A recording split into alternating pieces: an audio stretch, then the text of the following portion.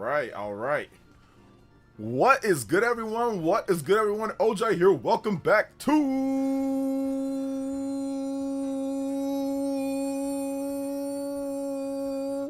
the stream. Hope all of you guys are having a great day today. I know I am. Thank you guys for joining me on this JOJO Friday. It is going to be a good one. We've got... I'm just trolling right now, to be honest. I'm just having a little...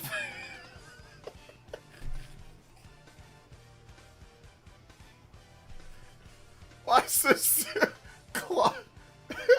I don't know why the name Clobbered, or like the word Clobbered, makes me laugh. Every time I hear the word Clobbered, it makes me laugh. Because it feels like such a... like a 1940s or 30s mobster. Yeah, and you see here, you got clobbered, by the way. Yeah. You hit him, you got clobbered over the head, right? Boop! Like a little... Boop! Yeah, you see? So it's like... So anyway... Oh man, we're having a little bit of fun. I'm going to explain to you guys why the Switch 2 clobbered the Steam Deck. Why the Switch 2 is clobbering all PC handhelds at this time.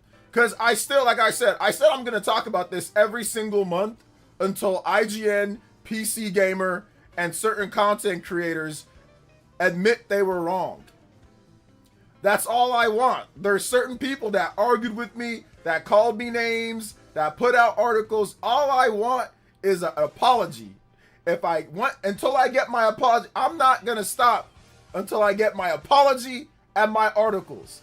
I have not gotten a single apology from any of these people, so I will continue to talk about it until they do this. I posted a picture on X, but I saw Sonic Frontiers on Switch 2. Oh yeah, that's already been leaked. Sonic Frontiers is a really bad secret now at this point. But yeah, it's already been leaked. It's literally behind counters, like at Walmart. So I think they're waiting for June 23rd. It'll be officially revealed. That's Sonic's birthday, so it'll be revealed on Tuesday. So they'll announce it that it's coming on Tuesday. So that's what's gonna happen. Thank you for the $3 dono. Shout outs to Justin with the big 3. Also shout outs to Chrono Rig with the 5 as well, and says can't wait for Star Fox next week. Fire Emblem looking fire, and I'm picking Letta and then Theodora. Yes, I'm probably gonna pick Kai and then Letta, but I might pick Letta first. I'm a little scared about Theodora. She's giving Edelgard vibes. She's giving, you know, colonizer emperor vibes. So it's just like I don't know if I wanna go down that route again. You know what I'm saying? Like I'm not sure if I want to go down that route. So I think the safe picks are maybe are Kai. Or Letta, you know. So yeah, man. Thank you, Chrono Rick with the $5 dono. I appreciate that. Thank you for the 5. Yeah, I mean she does look like a badass Latina. There are no actual like races though. Like I mean there are in Fire Emblem, but it's not like how we see race. It's not like Latina, black. They don't have that in Fire Emblem. So she's just tan skinned. But yeah. Oh man, shout outs. Also, big love to J Views with the Ambu tier. Welcome back. Yo, and Shinru with the opening thread. Giving you more than a JOJO. Can we a JOJO Friday, my guy? How's everyone's week been? Off this weekend and getting Star Fox next week through Amazon, but it's a day late.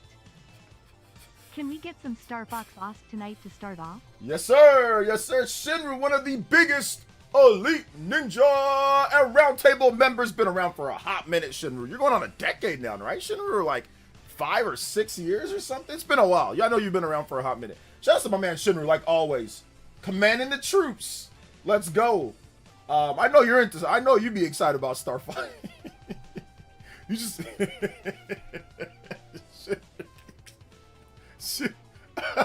I know Shinru was like, wowzer, look at these graphics. Listen, I bet you couldn't control your excitement. Shinru was like, wow. Man, it's so good. Shout outs to Shinru, bro. I appreciate you. Love you, brother. Thank you for the support, like always, man. Thank you for the support. You are goated, brother. Shinru's great. I gotta go. Shinru's in the East Coast. When I go, we gotta hang out sometimes. Shinru's the homie, man. He's the homie. Oh man, little brother I never had. All right, shout outs to Shinru, man. Thank you. I appreciate that, man. Thank you. A lot of you guys are the little brothers that I never had. Oh man, this is good. Shinru already making me laugh today, brother. You're already making me laugh today, man. This is awesome. Oh man, good stuff. Shout outs to my man J Views as well. And he says JoJo Friday hype. Switch 2 is the worst month and still outsells Steam Deck 10-1. Too bad PC Schizos would love to tell you otherwise. Internet delusions real. Rise above it all. LOL. Yeah, it says I am, but I need. You know, I was just about to make a joke about Crystal Shinru. About, man, when Crystal comes through, you're gonna really lose it. You know, imagine. I know, bro. Imagine when. I mean, I think eventually Crystal will be in with that. I think this Star Fox game is gonna be successful, and they're gonna do more. I think they're gonna do like a sequel. They're gonna do like a follow-up. So, I think it's gonna be fun, man. So I think it's gonna be fun, man. I think it's gonna be really fun. So let's go, man. Let's go. Big love to Shinru. Appreciate you, man. You are now the Hokage Extreme Ninja. Yo, the JoJo's, the opening thread. I appreciate that. You guys give Shinru some love. Anybody does 25 or more, you can be my man Shinru. And give J Views some love. Welcome back to the Ambu tier squad, J Views. I appreciate you, fam. Shout out to all the Elite Ninjas here, man. You guys are hanging out. You guys are enjoying the show. I really appreciate that. You guys coming through, man. Seriously, thank you guys so much for your support, like always. Shout out to Shinru, thank you for using the Streamlabs link. So if you want to drop a donut today, you can. It's there's a link right there in the chat, and it'll get you a custom message and put your music request in there. Because a lot of you guys, y'all support me, so I appreciate that. But if you're going to, put your music request in there so it can teach my little YouTube music algorithm thing, banger track. So if you got something, Shinru, let me know. Also, J Views, if you want a track, let me know. And Justin, if you want a track, let me know as well. So thank you guys for your support. I know Shinru, I'm going to get your music going right now. Star Fox OST. So we're going to get some Star Fox music for Shinru. We're going to get some Star Fox music for Shinru here. We're going to get the new one, actually. We got some, we got a playlist. The new special Star Fox. Oh, we got Corneria. So let's go. It says Japan will be taking a break from gaming this month. I don't know, man. I think it's going to be fine. Yeah, what was it? Flipping the switch. There you go, if I can speak. Yeah, like I was saying, a lot of people don't realize, like I saw a lot of people talking about like the Japanese sales, like, oh man, it fell down. I'm like, you guys realize that the Switch 2 sold more in 3 weeks than it sells in like 3 months in Japan normally? Like, we're talking like normal sales. It's between 30 to 60K, somewhere in that range. Switch 2 sold about 1 million units before the price increase. So it literally sold like what you'd usually see in a month or 2 months or so. It sold that in a few weeks because of the price increase. So it's going to be a little slow right now because most people that were going to buy one throughout the next few weeks have already picked one up. So of course there's not going to be as many people picking one up. They sold 1 million units. I mean, that's I've almost never seen that, where I mean that's like holiday sales numbers, 200,000 plus K. So that's not a normal week for Nintendo. But next month, for example, has the Splatoon Raiders bundle. There is a Japanese exclusive Splatoon Raiders bundle that I think is going to do really well. Also, Rhythm Heaven comes out, but that's not really going to be anything big towards sales. That's a Switch 1 game, essentially. But Splatoon Raiders, I think, is actually going to be quite big. Even as a spin-off, I think it's going to actually push a lot of systems in Japan. Splatoon and Japan go hand in hand. So I can see that bumping up quite a bit and then having pretty much a new norm. But right now, it's going to be a little bit slow. June is usually traditionally slow. I mean, the Switch 1 also sold 20, 30K or so in Japan around June or so. That it was the same thing with Switch 1 in the slow months. But like I said, I think next month is going to be big in July. Next month's going to be big. And on top of that, Switch 2 is still selling 3 to 4 times more than every other system in Japan, just off the top, even with the lowered sales right now. It's still beating out everybody else by double to triple. So there's also that. Let's see here. What's up, Ultra? You're on holiday? Hey, yo, what's up, man? Let's see here. I don't know about Star Fox. Star Fox is #1 on the eShop. I don't know if that's going to boost up Japanese sales too much, but I know for a fact, like, you can bank it, that the Splatoon Raiders bundle is absolutely going to increase sales in Japan. Like, I can see that one doing, you know, the launch of Splatoon Raiders. I can see the Switch 2 doing probably like 70K plus, maybe even upwards of 100K, because that bundle, people are just going to be like, okay, I want to pick up Splatoon Raiders, you know, I might as well just get that bundle right there. So I can see that doing actually really well. And then pretty much a new median of about maybe baseline, you know, 40, 50K or 30 to 40K with Splatoon Raiders. And then going forward, because from Splatoon Raiders, you have Fire Emblem. And Fire Emblem's always big in Japan as well. So yeah, it's gonna be a good next few months, in my opinion at least. Let's see here. Russ Vandy is going to make a review on Star Fox. I don't know who Russ Vandy is, but yeah, shout outs, man. Yes, sir. Let's get the battles begin from Nobuo Uematsu. All right, I got you, man. Battles begin. We already got a JoJo too. We got a double JoJo from Shinru, so we got to play the combo break animation here for that. So JoJo boys in the house. Let's go. And we got a 30-minute extension on tonight's stream, so let's go for that as well. Let's go. Hey yo, what's up, Satyaki? What's up, Satyaki? Welcome to the stream. Imagine spending $1,800 for an MSI claw for the barest minimum jump in graphics. I mean, the MSI claw is really good. I got a homie on Twitter that loves PC handhelds or loves the MSI claw, and he also loves Switch 2. And he says the MSI claw is like the best PC handheld, but you still got to do PC handheld stuff with that. So for me, it's not, like I said, the games in today's day aren't worth it for me to even spend that amount. Like, not that I can. I mean, if I really felt like it, I can save up and just buy it. You know what I'm saying? Like, I can just work and just buy it. You know, do side jobs like I usually do other stuff, go out to my freelance job that I got, you know, so I can do it if I felt like it, but I don't feel like it because I don't think it's worth it. You know what I'm saying? Like, I don't think these big expensive systems are worth it. I think the PS5 Pro for me was barely worth it. The only reason why it was worth it is because I broke my PS5, so I'm like, you know what, I might as well get it now before the price increases. And that's exactly what happened. The price increased. As soon as I bought the PS5 Pro, the price increased like a couple weeks later. I was like, okay, well, I guess I got it at a good time. Battles begin FF7. Let's see here. Shout outs to J Views. Thank you for the Ambu tier. Welcome back to the squad, brother. Appreciate you. Let's go. All right, here we go. What's up, Daniel Charney? What's good? Exactly. People look at the Switch 2 sales and not think selling against, clear out selling everything else. Base PS5 is doing Series S numbers. The base PS5 in Japan, or the PS5 in Japan, is doing Wii U numbers. Like, it's literally doing Wii U numbers. Spawnwave reported Nintendo is restricting Switch 2 sales to prevent scalpers in Japan. Well, they said from the My Nintendo store. So Famitsu does not count My Nintendo store sales, but Nintendo could be restricting sales of the system. Like, they could be sending a bit lower shipments because of that, because of some of the scalping beforehand.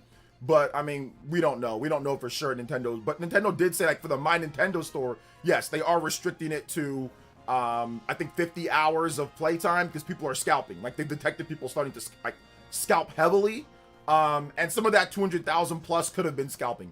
That could have been scalping to other parts of Asia and stuff like that. So I mean, that is possible when it comes to that.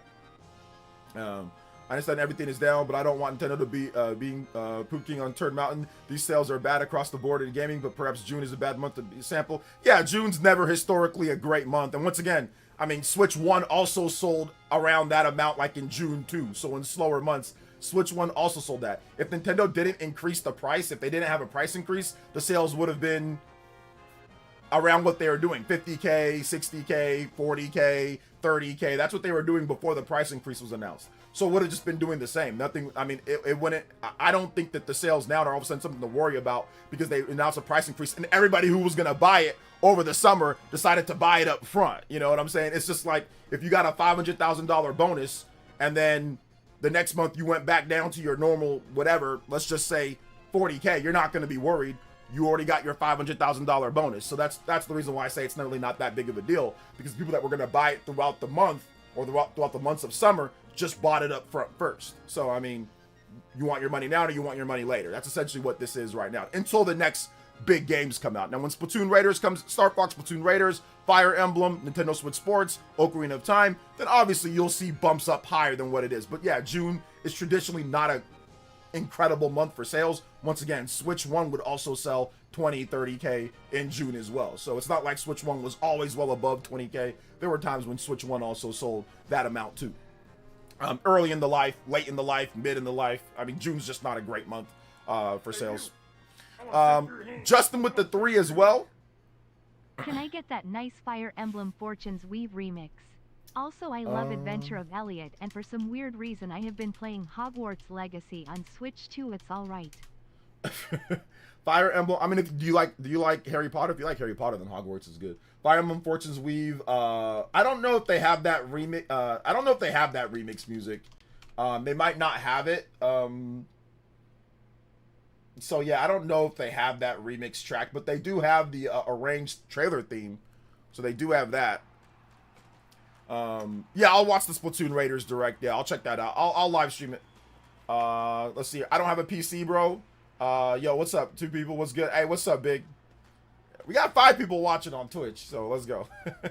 More people on YouTube. Switch 2 sales will probably get... Yeah, that's what I said, Brian. They'll get a boost between Star Fox and Splatoon Raiders. But once again, it's still selling better than everything else. Clearly, by like I said, double or triple. Actually, triple. It's the next best-selling system, I think, was the PS5 this past week. And it sold significantly less. So, there you go. I think it's going to be interesting to see the most upcoming next month when we get the financial results. I think it's going to be interesting to hear what people have to say. There might be a lot of damage control. You already see people pivoting when it comes to a lot of the sales stuff now. So they were really bold and brash at the beginning of the year, and then the sales numbers came out in April, and they were like, oh well, yeah, well, I mean, everything's going down, you know. Let's see here. Is Elliot a game key card? It is a game key card. I actually installed the game key card on both of my Switch 2 units. So, yeah, so I actually installed, I have it right here, and I also installed it on this is my work Switch. I have it on my other, like my portable Switch that I use. So I just installed it. It is absolutely one. I got it right here in the mail. It is 100% a game key card. So I've got it. I haven't started playing just yet, but I played the first demo. I did not play the second demo. I only played the first demo. I did not play the second demo. So I don't know some of the updates, but from what I saw already, there is toggleable graphics. Like you can change the depth of field and stuff like that. I don't know if that affects some of the performance issues that some people said were in the game, if you put everything to low or put everything to whatever. So I'll test it all out, and then maybe I'll do a video on it. I mean, I still haven't done my video on Romancing Saga, which, you know, sorry about that, guys. I've just been super busy with the Nintendo Direct. But yeah, we'll get to Romancing Saga as well. We'll get to all that. Yes, Yoshi the Mysterious Book is very good too.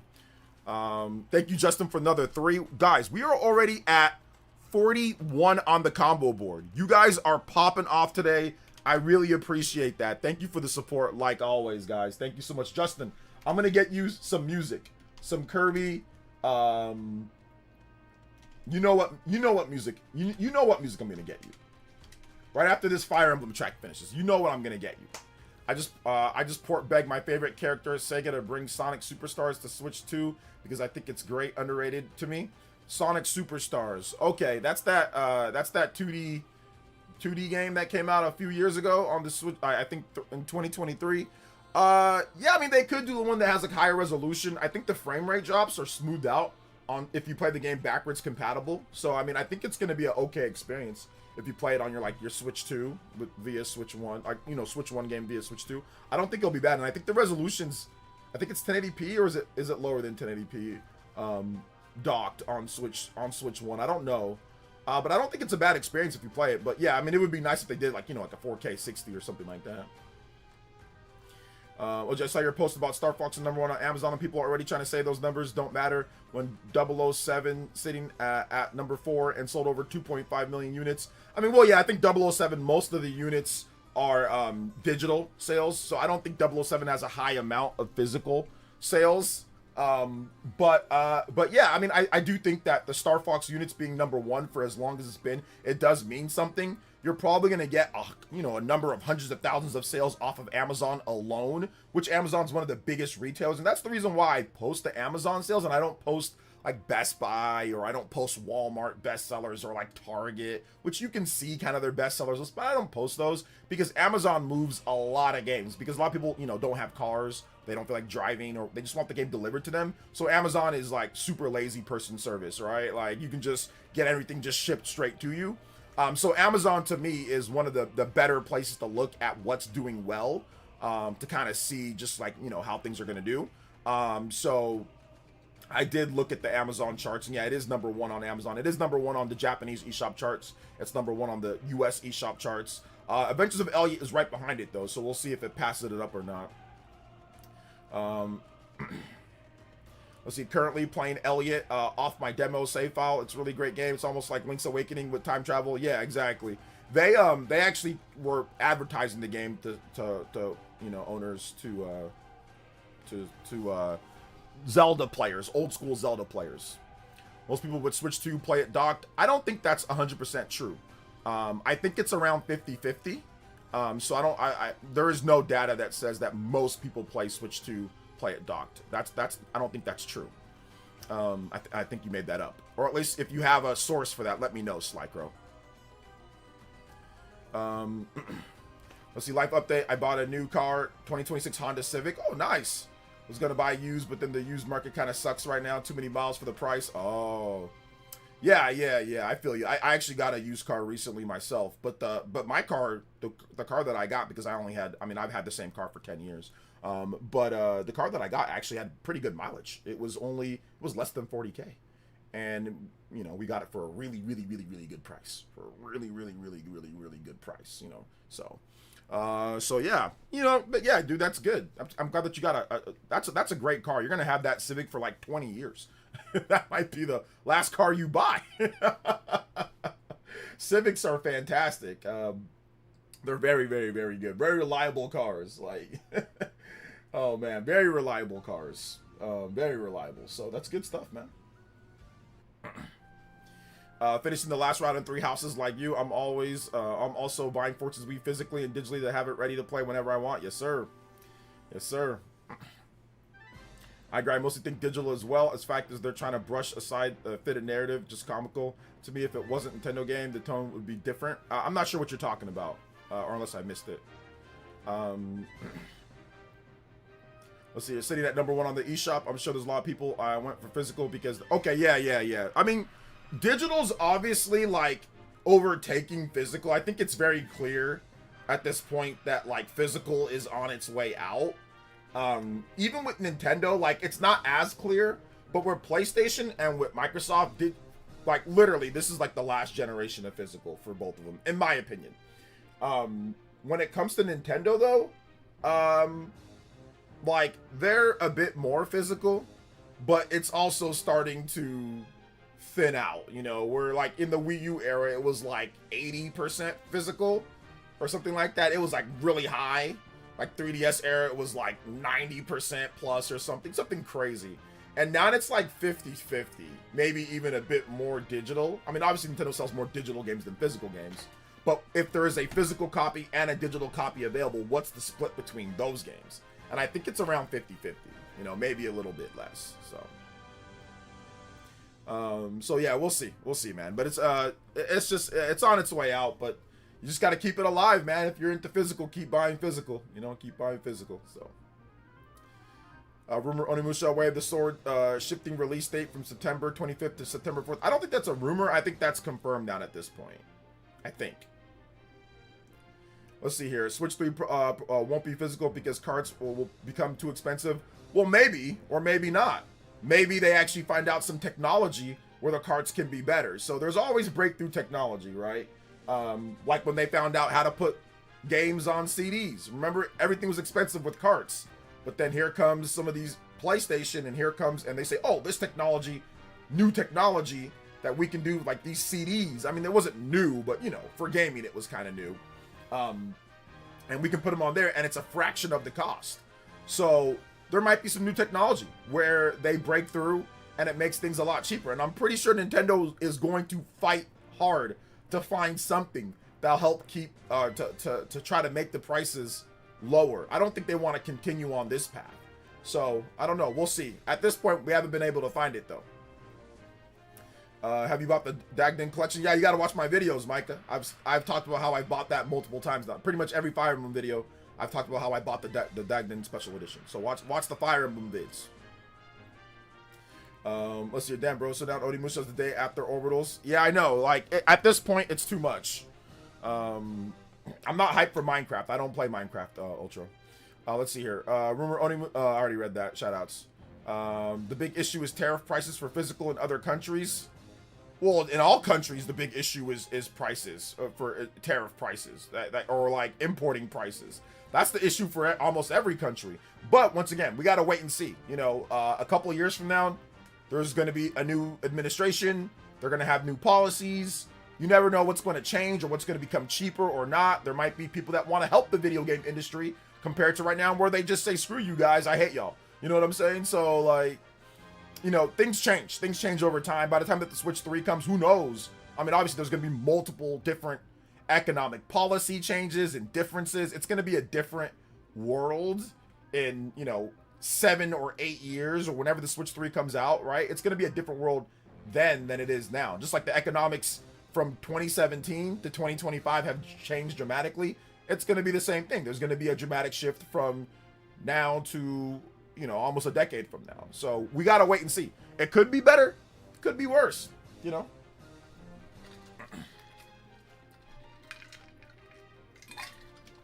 So we'll see what happens. Let's see here. Mr. Essence, I'm playing Xenoblade. I am the Monado. You are the Monado. I agree. Gen Z is into physical media. Yes and no. Gen Z says that they're into physical media, but then they just download Fortnite and Minecraft and Roblox and all that type of stuff. So they say that they're into it, but it seems like it's like specialty niche type of ways that they're into it. I'll be honest, I've been mostly digital as of late. Yeah, sometimes the convenience is just nice. I'll be honest, man. I think I'm even somewhat kind of like regretting buying Adventures of Elliot physical keycard. I should have just copped the digital, you know, and just done it that way. But, you know, whatever. I like having the box. And it comes with a poster inside the box. So if I really like it, maybe I'll cop a digital version as well. So I did that with Romancing Saga. I copped the physical and digital. I would say I'm technically Gen Z, but I'm into physical. That's true, but you're like grandfather Gen Z. You're like the oldest part of Gen Z. I have players at least the key card given option in the current card prices, but hopefully new technology like you mentioned. Yeah, I don't think there's going to be anything anytime soon. And yes, like Paladin says, or like not Paid Enthusiast, who was it? Pain Uchiha says it's probably going to get worse before it gets better.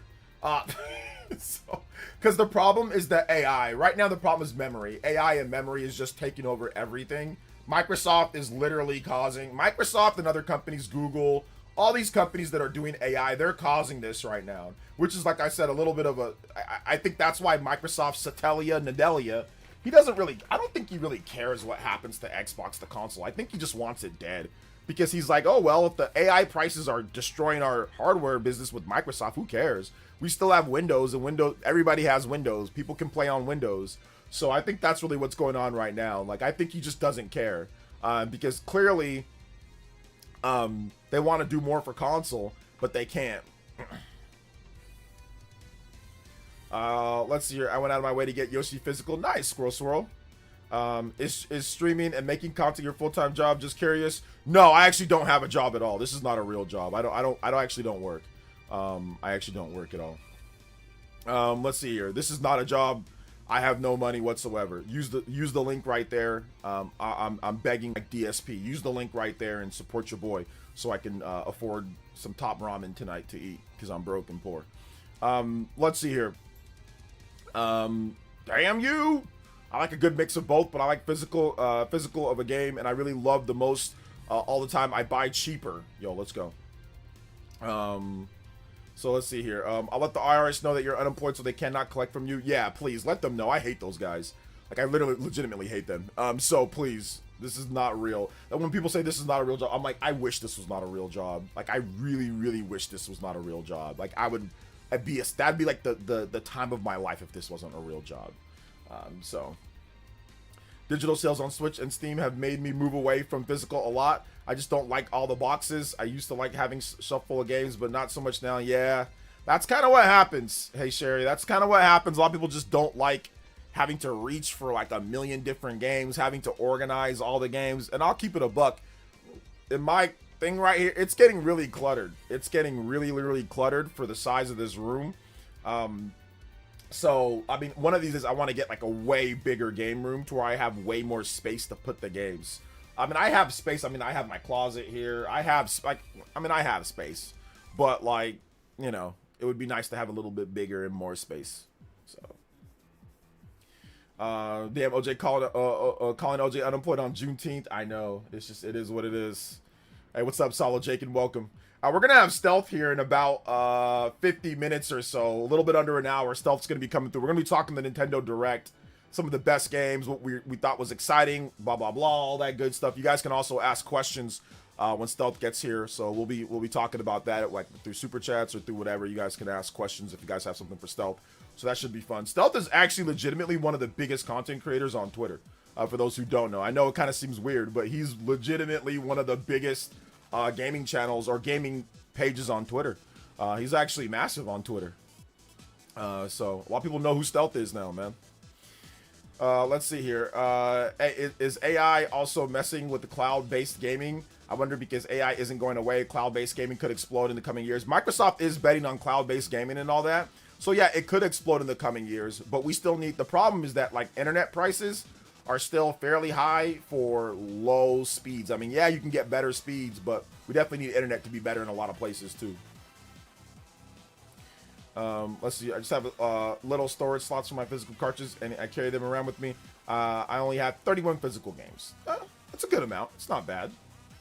Finished Kind of Bridge of Spirits today. Really enjoyed it so much, especially when passing with my father-in-law. Picked up Mina the Hollower for my next game. Hey, shout outs, Renee, and sorry to hear about that. Rest in peace to your father-in-law. Definitely don't like to hear when someone passes on. But I'm glad that it can be like a good tribute to him. Cloud gaming sucks. Well, I mean, that's all capital, so you know it must be true.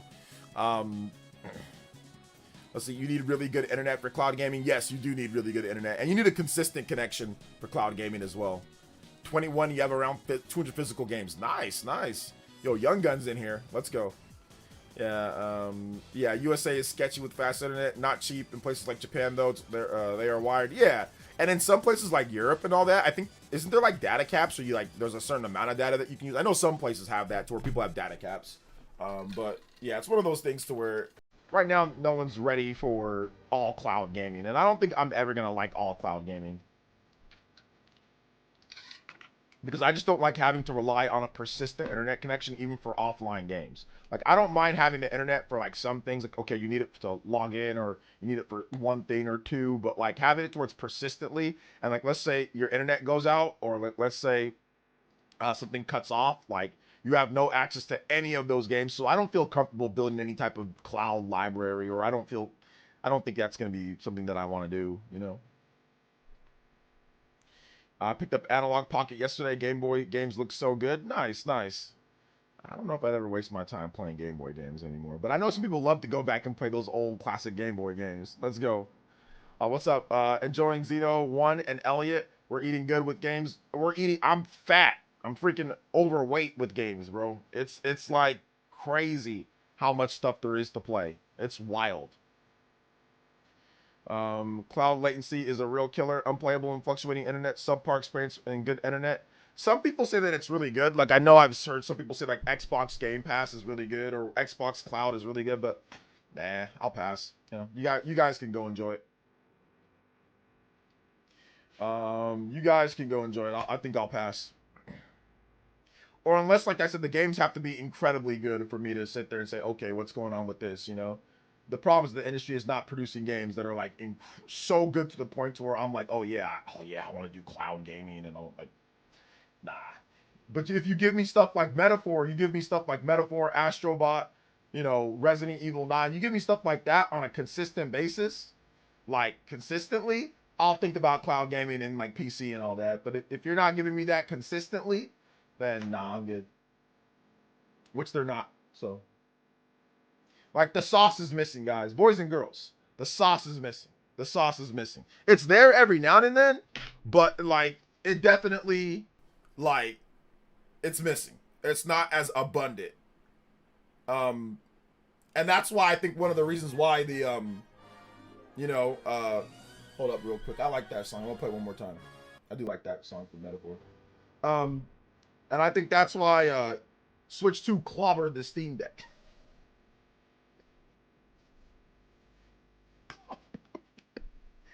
That's why Switch 2 clobbered Steam Deck, bruh. Because the reason why Switch 2 clobbered Steam Deck is because it's missing the sauce. It's missing the sauce. It's missing the being able to dock quickly from the handheld experience to the docked experience. It's missing the exclusives that drive the hardware. It's missing the ease of play. It's missing all that. And that's why I got clobbered. While Gaben goes out there and buys $500 million yachts and buys $70 million houses, you poor fledgling peasants will struggle to buy a $1,000 Steam Deck. He will raise the price of it. He's for the gamers, though. He's for the gamers. But anyway, that's why the Switch 2 clobbered it. There were people before the Switch 2 launched, they were doing their best to try to sit there and make lies about the system, telling you just to pirate everything. It's going to be hacked instantly. They can ban your system for just looking at it wrong. You know, if you buy a used game, everything will be banned. You got a lot of liars out there, people dressing up in outfits and doing all sorts of weird stuff to try to mitigate the fact that they're frauds. You had a lot of that. You had a lot of people doing that. And I think those people, I want to say thank you to those people. Because you guys are the ones that made people actually go out there and research more. You guys gave it free publicity. Free publicity, free views on you being wrong. 100%. So that's one of the reasons why I switched to clobbered Steam Deck. Because you guys kept on lying. A lot of liars. A lot of people lying. A lot of content creators lying. People looking up information on their own. Saying, like, wait a minute, that feels different from what somebody else said. So yeah, a lot of these people that were lying and looking to grift and make money off the Switch 2 launch, they actually helped make the system do better. Because people started researching it a bit more and saying, well, wait a minute, hold up. I like the Switch 1. Switch 1 was pretty cool. What's going on here? So when they saw the lies on Twitter, when they saw the lies on the YouTube videos, they researched it and decided to buy it sooner. So that's one of the reasons also why Switch 2 clobbered Steam Deck. Another reason why I clobbered it, obviously it's clobbering it because of the pricing. One of the things that IGN said beforehand was, oh, Switch 2 has to do with PC handhelds. And we all knew that was a load of crock. And the reason why we knew that was a load of crock was because the PC handhelds already started spiking in prices even before the AI crisis. We started seeing PC handhelds go for crazy amounts. We started seeing them go for high amounts. $500, $600, $700 sometimes for some of these PC handhelds. We're like, well, wait a minute, hold up here. You know, even Steam Deck at first, like the Steam Deck OLED, going for a pretty high amount, despite the hardware being kind of old. So, well, not old, but you know what I'm saying. Like, not as powerful as like a PS5 Pro or something, or not as powerful as a PS5, but the prices were up there, right? So that's another reason why it's getting clobbered. You know, another reason why it's getting clobbered, getting beaten, silly, senseless. The content creators that were lying about it and got people to look at things. The fact that they don't have signature exclusives built specifically for the system. The fact that it's not an easy plug and play type of device or easy docked experience, the handheld experience. The fact that there's a lot of just weird PC stuff that happens with it. I was saying all these things before the Switch 2 launch, and I got called every single name in the book. I got called shill, bootlicker, fanboy for simply telling you guys what was going to happen.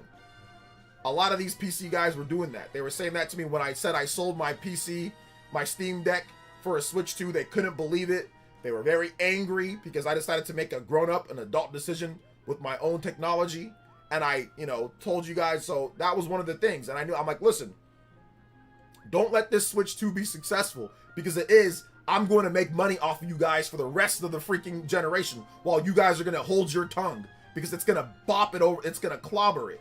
But now fast forward a year later, it clobbered it.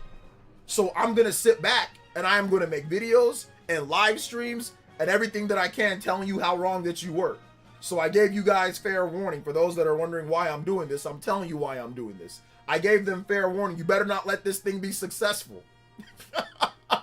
Because I said I'm gonna milk you guys almost every week, every month. I'm gonna do new videos and stuff talking about why I was right, and I'm gonna keep doing it. And I'm gonna do it the whole generation. Why switch to Clobbered Steam Deck? You can make as many responses or anything that you want, but you know good and well you didn't think the Switch 2 was gonna do what it did. That's why you guys were doing what you were doing. You were trying to diminish what it was gonna do. You were trying to lie. You were trying to get people to not buy it. You were trying to set it up because you have some type of PC fetish. The difference between you got those people and me, when people say, "Oh, that's bootlicking fanboy," when the Steam Deck was despite all the issues with Steam Deck, I tried to get one. I wanted to get one, but I couldn't get one. Gaben's website pewtered out. It completely dookied in the bed. I couldn't buy one. I wasn't online, lying about the Steam Deck before it launched. I wasn't online talking about how terrible, making up fake facts or fake stuff. I wasn't like these people were doing. I wasn't doing all that. I was like, oh, this looks kind of cool. Let me see it. Let me see about it. If I like it, then I'll keep it. If I don't, then I won't, So that's the main difference between me and these people. Let's see here. Did Xenoblade X run at a solid 60 FPS for you? I'm noticing quite a bit of drops and dips in Xeno 1 in certain areas, but curious if it's only Xeno 1 issue. Xeno X does drop sometimes, but it's pretty solid 60 for the most part. It's pretty solid. I think Xeno 1 has a bit more issues in terms of frame rate than Xeno X. But no, Xeno X is fine. Yeah, misinformation merchants. These misinformation merchants were acting crazy. So the Switch 2 clobbered it over the head. A complete clobber. Let's see, I was getting tired of Switch 1 right around the time the rumors started bubbling for Switch 2. Talk about divine timing. Nintendo absolutely cooked with their successor. Yeah, I was kind of already checked out from Switch 1, like probably like around Tears of the Kingdom.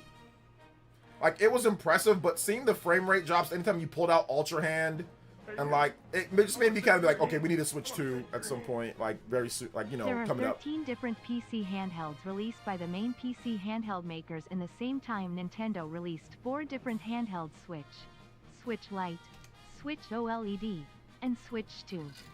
Lol.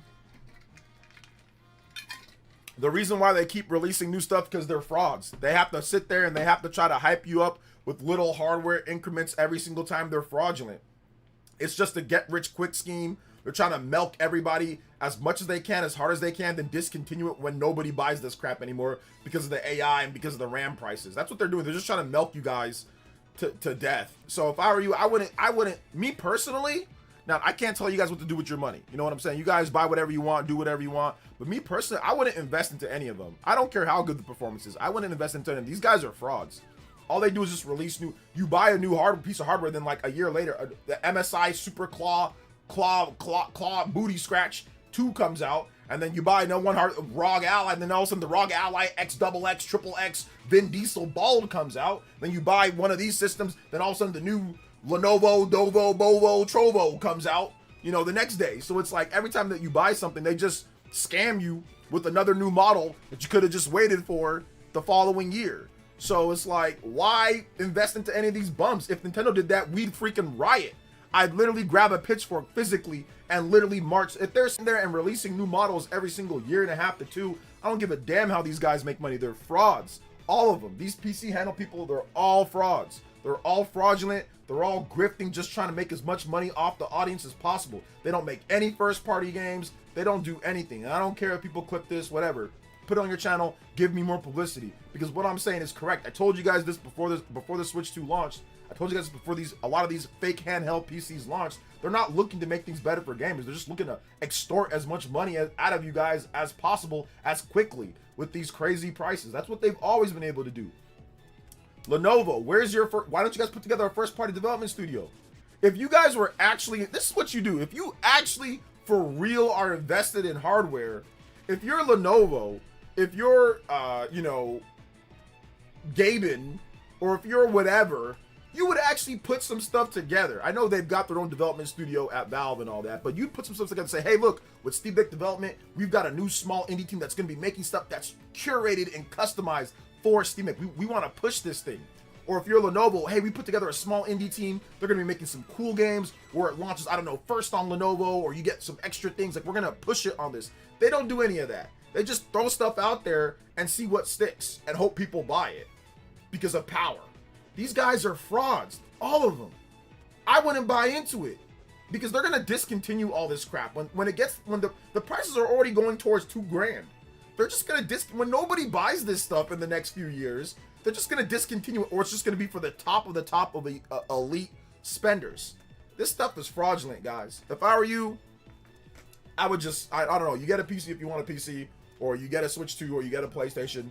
Whatever, but gaming is not good enough, in my opinion. Now, once again, everybody feels differently. If you want that extra performance, like, you know, like I said, I got a buddy of mine who loves MSI Claw. He can run Final Fantasy VII Rebirth at 120 FPS on his MSI Claw. That's awesome. That's so much better than Switch 2, right? That's good. I personally don't think Final Fantasy VII Rebirth is good enough to buy a $2,000. I don't think it's good enough for that. But you know what? If you feel that it is, that's your opinion. You go ahead and do that. You know what I'm saying? But all of these guys are frauds. All of these guys are frauds. They're all fraudulent, and they're just trying to grift to get you guys to spend as much as possible. That's why they're constantly releasing new models every single year and a half to two. It's a fraud. You got a ROG Ally in 2023. You got a ROG Ally X 2 years later, $1,000. You know what I'm saying? Like, that melts, that literally the CPUs melt off the core. That nobody wants to talk about, by the way. Nobody wants to talk about that. The ROG Allies, all of them melting off the core and being sent back. You know, so just fraudulent products, dude. Fraudulent products in general. Let's see here. What do you mean Steam has Half-Life 3 exclusive? I mean, they are going to have Half-Life 3. That is true. They are going to have that, you know. They are going to have that.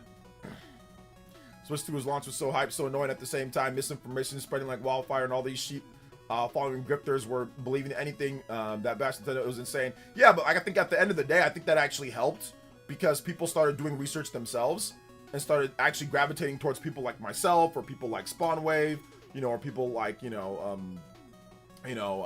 other content creators like Nintendo Prime, people that actually had real information, you know. And like I said, a lot of these grifters, you know, I think that, I wouldn't say they toned down because of me, but once again, if you watch that debate that we had, that was seen by a lot of people out there, whether it was on Prime's channel first and foremost, or other people clipping it and talking about it and talking trash or whatever the case was, that debate shed a lot of light because pretty much everything that I said in that debate that I did against Robot Grifter, like everything came true. I was pretty much right about everything when it comes down to it. So, with that money, you could buy a Switch 2 in every game you're going to play on the deck. Yeah, I mean, to me, like I said, I don't know. Like, I am not... I guess I'm not the biggest AAA gamer anymore. I don't get as excited for all, like, the industry, what the industry says you should get excited about. Like, a lot of the time, like, I'm not super excited about all, like, the Western games and all this stuff like that. So, I mean, if you're into that, then I think that a PC rig or, like, you know, an MSI Super Claw, Super Nintendo Claw, or whatever it's called, MSI Super Claw, i5X Extreme Z54444 Blaster Master, you know, whatever those things are, I think that those are the things that you should pick up, you know, like, you should get that. But, I don't know, for me at least, the games aren't quite good enough for me. Hey OJ, this is the 7th week in a row you've shown Switch 2 destroys Steam Deck in class. Well, not the 7th week in a row, but it's just reoccurring curriculum. You know what I'm saying? Like, you ever had a reoccurring curriculum where it's like, oh, you studied it at one point and then you kind of go away, then you come back to it. So yeah, I have to make sure that I do that until I listen. I will stop doing this when one, certain grifters apologize or debate me on the topics that I want them to debate me on, or two, IGN officially makes a follow-up to their Switch 2 has to deal with PC handhelds, because nobody's actually making the videos on that. They're all just staying silent. There is no, or if there is a major drop the price movement picked up by gamers for Xbox, PlayStation, PC handhelds and all that, if there's any of that, I'll stop. Until I see any of that, I'm not going to stop. I'm going to keep reminding people what happened beforehand. You know what I'm saying? I'm going to keep reminding people what happened. So I want to see, like I said, a combination of those three.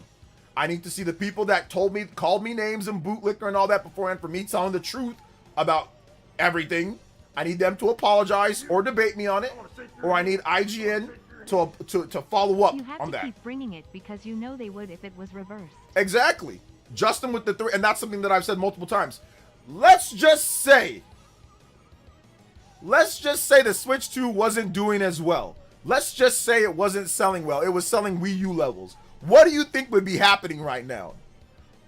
Bro, I think I might just quit gaming. I don't know if I'd even be here, bro. I'll probably just quit YouTube and just go work at UPS. I'll just learn how to drive a truck. And I'll just go work at UPS. I just quit. Because I ain't going through another Wii U situation. Hell no.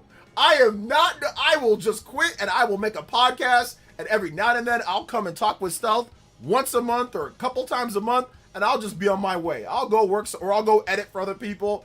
I'll just be quiet. I'll go silent. Honestly, like no cap. I'm not spending a whole generation like the Wii U situation. I'm not doing that. So if it ever gets to that point, I'm done. I'm just going to pack it up. I'm going to go work somewhere else. I'm going to go work. I'm going to do my editing jobs, or I'm going to go work at UPS, or I'm going to go work somewhere else. And every now and then I'll pop in, say what up to you guys. We'll talk about games. We'll talk about whatever. And then I'll pop right off because I'm not dealing with that.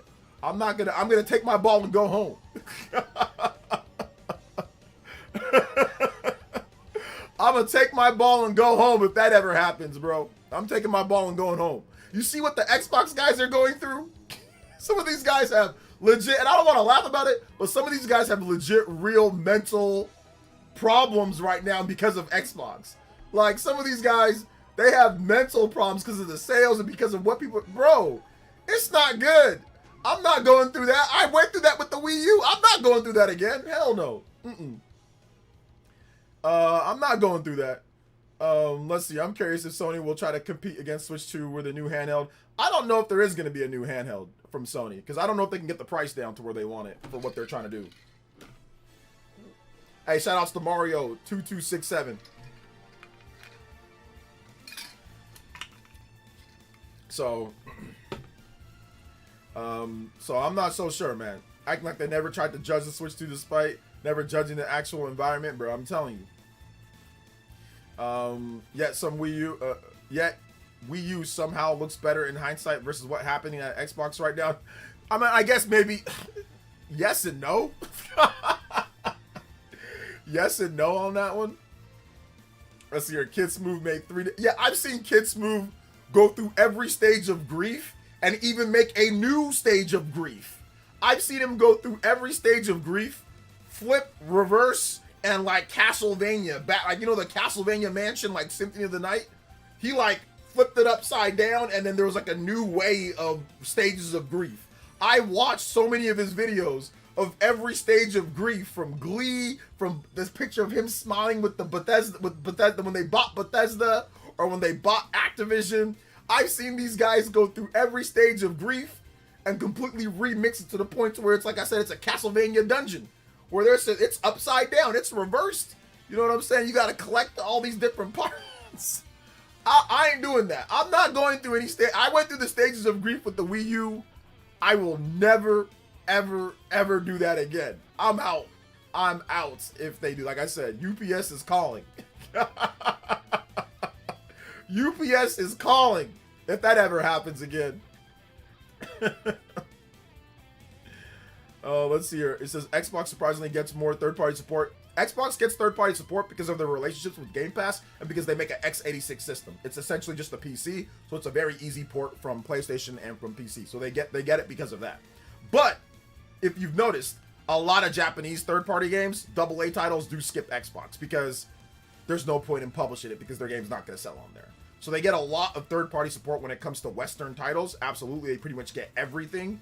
But there are a number of like smaller AA Japanese games, like not a ton, but there are definitely a number of them here and there where they don't get those, you know, or it's late or something like that. So,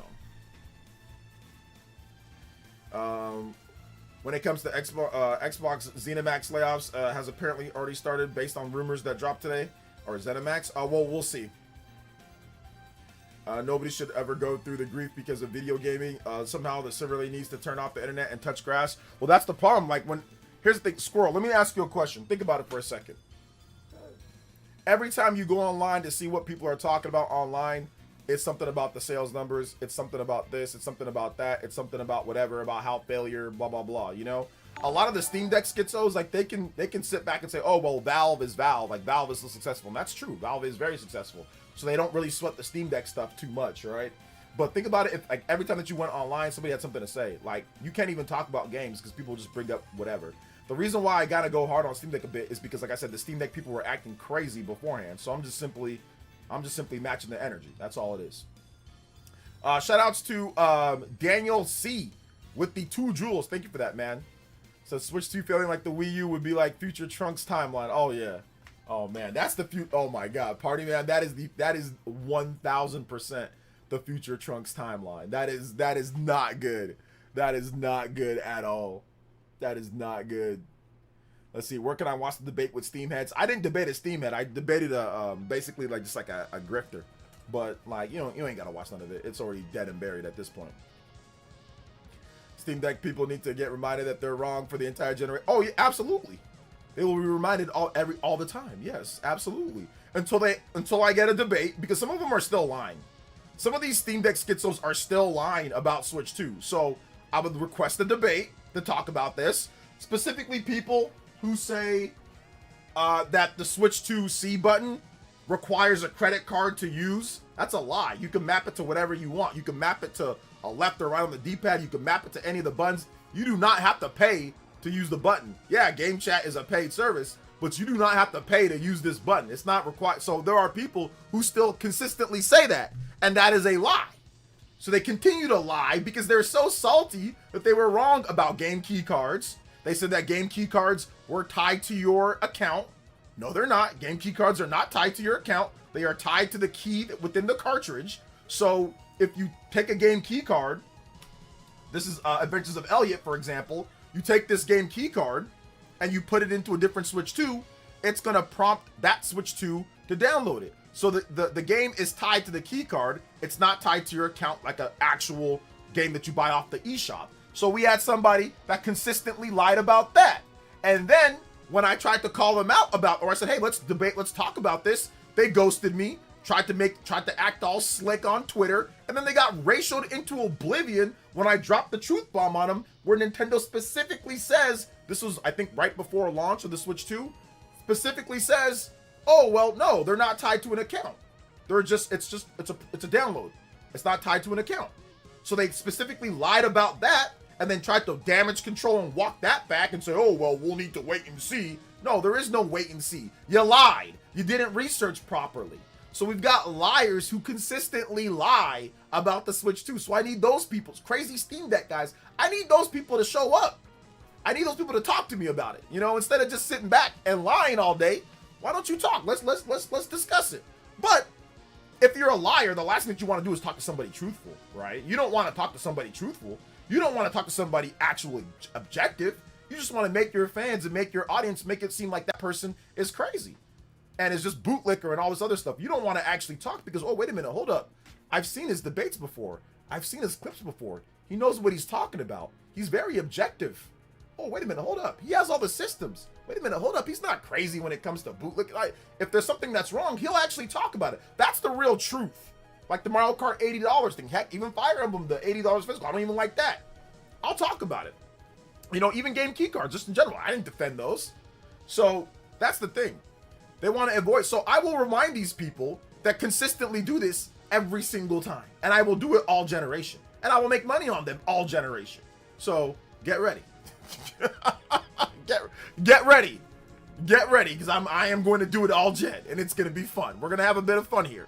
Because trust me, if it was the other way around, they'd be roasting me to oblivion. I mean, heck, they lie and roast me now. You know, so, and I tell the truth. They lie. They lie and manipulate and maneuver things. They lie and they still do it. So imagine if they were actually right. You know, imagine if they were actually truthful.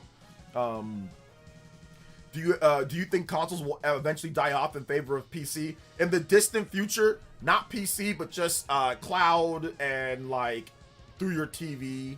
That's how it's going to be. Just clouding through your TV. You're just going to be able to instantly, or like even like your watch is just going to be able to beep, boom, boom, boom, project, boom, right on the TV. You know, neural connection right there. So yeah, eventually consoles are gonna die off, but not anytime soon, but eventually, like distant future. We're talking like 100 years from now, or like 50 years from now, or something like far into the future. Yes, consoles will die off eventually. But by then, all the companies, Nintendo, Microsoft, Sony, they'll all have different inventions to adapt with the times. Like there'll be like a Nintendo TV, or there'll be like a deal with certain TVs that you get the Nintendo hardware built into your TV, or the Nintendo hardware built into your watch, or the Nintendo little box that you put down and like it instantly beams to any TV that you want it to beam to. You know, so there'll be things like that. There'll be other enhancements to, you know, to take advantage of whatever new technologies out there. But they'll still be there, but there'll be just different ways of getting the hardware done, you know? So that's probably what's gonna happen. Yeah, watches, you know, little small boxes that you just set down and it instantly gives you a projection of the game, or it gives you like, it beams it to a TV, or it does stuff like that, you know? Let's see here. I don't have a problem with key cards. The only thing that matters to me is being able to sell the games if you no longer want to play them. That was my biggest thing, is like if you're able to sell the games, you know? So I don't like key cards, but at least you're able to do that. Do you think GTA pre-orders will mess with Star Fox? I mean, probably, but not in any discernible way. Game key cards are definitely more useful than digital when it comes to companies delisting games from digital storefronts. Yeah, because the game is stored on Nintendo's server, so even if it's delisted, it'll still be available because it's stored on a separate server. It's not done through the eShop. So, yeah. You think PS6 is the last traditional console from Sony? Will PS7 have some type of crazy AI digital technology? Yes. PS6 will have AI digital technology. So, PS5, I think, is the last truly traditional console from Sony. PS6 will have a lot of AI and other things built into it. So, I think this is the last traditional one. I can see your comments, Mr. Davis. What's good, man? Welcome to the stream. How are you doing today? That's going to be a generation where the dev studios have to make things for lower and lower mid-range in order to sell numbers they need to make for stuff that people can afford. Yeah, I mean, right now it's just kind of rough, right? With a lot of the stuff that's kind of going on. So it's kind of rough with that right now.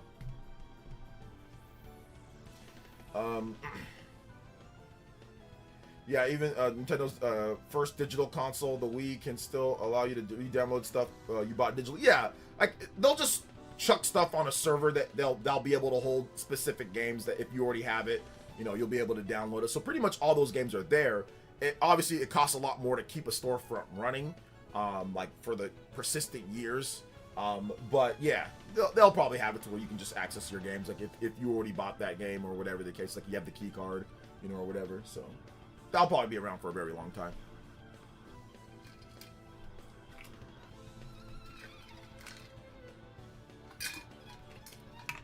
Nintendo's a threat to PC because PC market challenged Nintendo to produce handheld PCs, but PC system is a flop. So they PC handheld systems are a flop. So they have to trash Nintendo. I mean, yeah, PC handhelds are a flop. That is true. PC handhelds are a flop 100%. But the stream is not. Make sure you guys hit that like button if you have not hit that like button. I'd appreciate it. Let's go.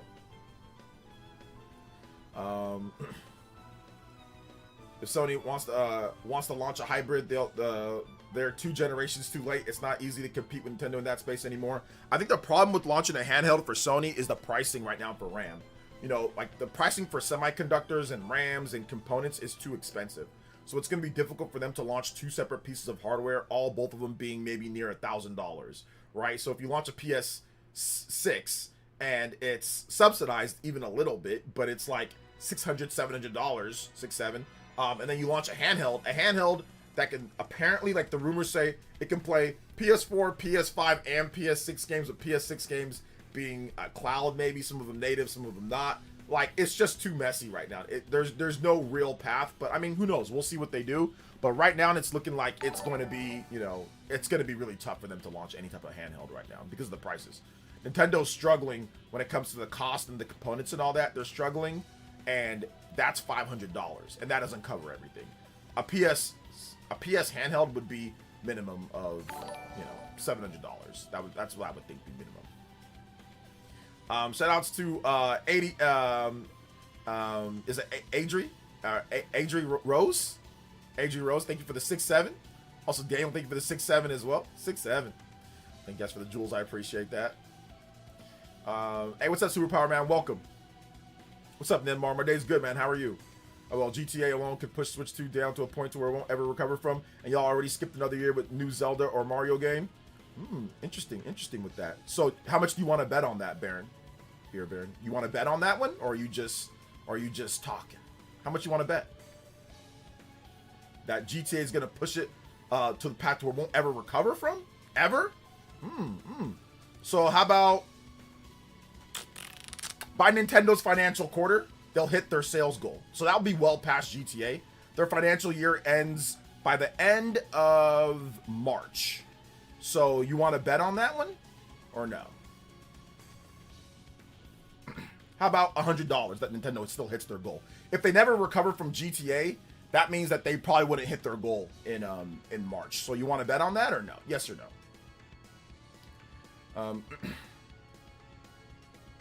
Let's see. Do you think there's a reason to pick up Xbox this gen or see what the Xbox ends up doing to make things better?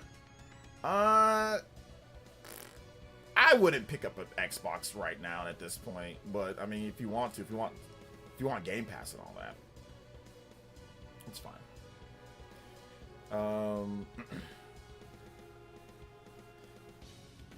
Honestly, Steam is better software like SteamOS and other hardware manufacturers like console hardware since Steam started as software. SteamOS is great. I agree. I agree. I have heard that people say that GTA is gonna kill off Nintendo. I mean, I've heard that when GTA 4 came out with the Wii. I heard that with GTA 5 when that came out. I've heard that with pretty much every GTA that comes out. It's always gonna destroy whatever hardware Nintendo has, and they're gonna never recover from. I've heard that with every GTA since GTA 4. So interesting. Hey, you. Justin with the 3. I keep hearing that, but again, Japan doesn't care about GTA and Nintendo fans like exclusives. Yeah. We'll see. We'll see. Are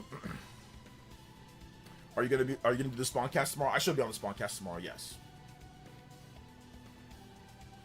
I think GTA 6 will come to Switch 2 eventually. It could. I mean, there's nothing to say that it can't. I mean, it could.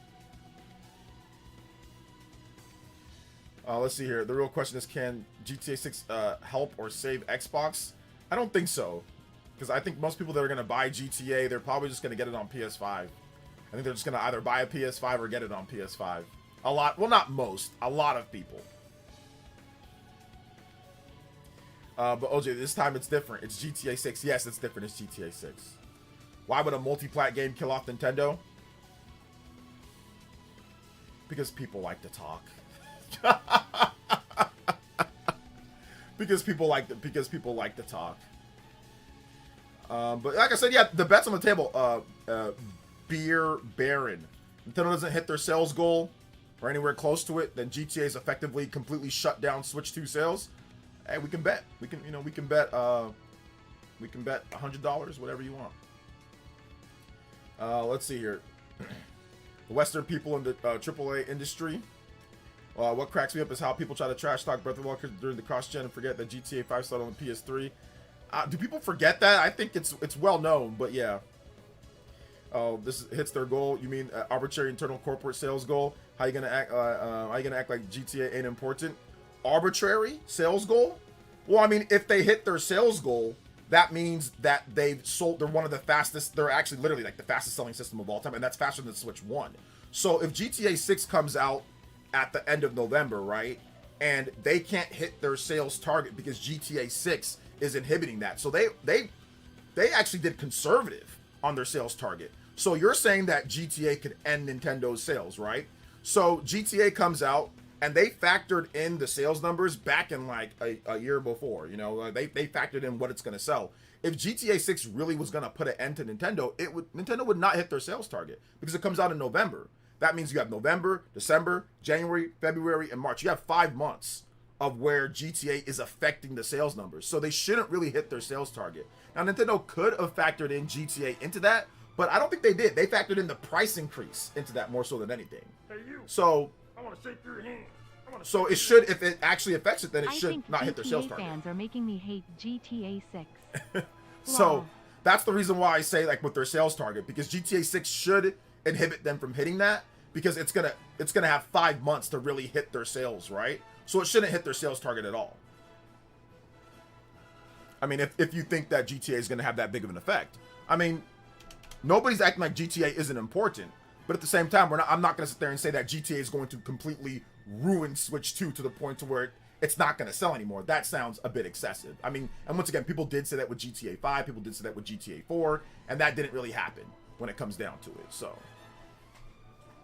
but yeah, I mean, if you're confident that GTA is going to cut down the sales so much to the point to where it's going to make them irrelevant, just do the bet. Just do the bet, right? You're confident about it. But I never once said that GTA isn't important. I didn't say that.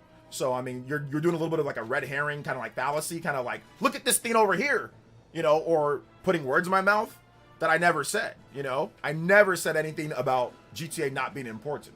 I just didn't go as far as to say that Nintendo's going to be done and they're never going to recover because of one game. I never, that's all I said. So you don't need to come here and debate, you know, like try to do like really weird underhanded tactics like that, man. I'm not dumb. So, I mean, if you want to actually discuss things normally, then discuss things normally. But don't put words in my mouth. Don't make up where I said things that I never said, you know? Anyway, let's see here. I was on the phone with my cousin, and he was asking me, are you getting GTA 6? I'm sick of hearing about it. It's a dumb bet. Let's see here. A wildly ignorant bet, and I'm not even a Nintendo fan. There you go. I mean, let's go. Who expected a new Mario and Zelda for this year? Ocarina of Time is that people were not expecting a new Mario or Zelda this year. No.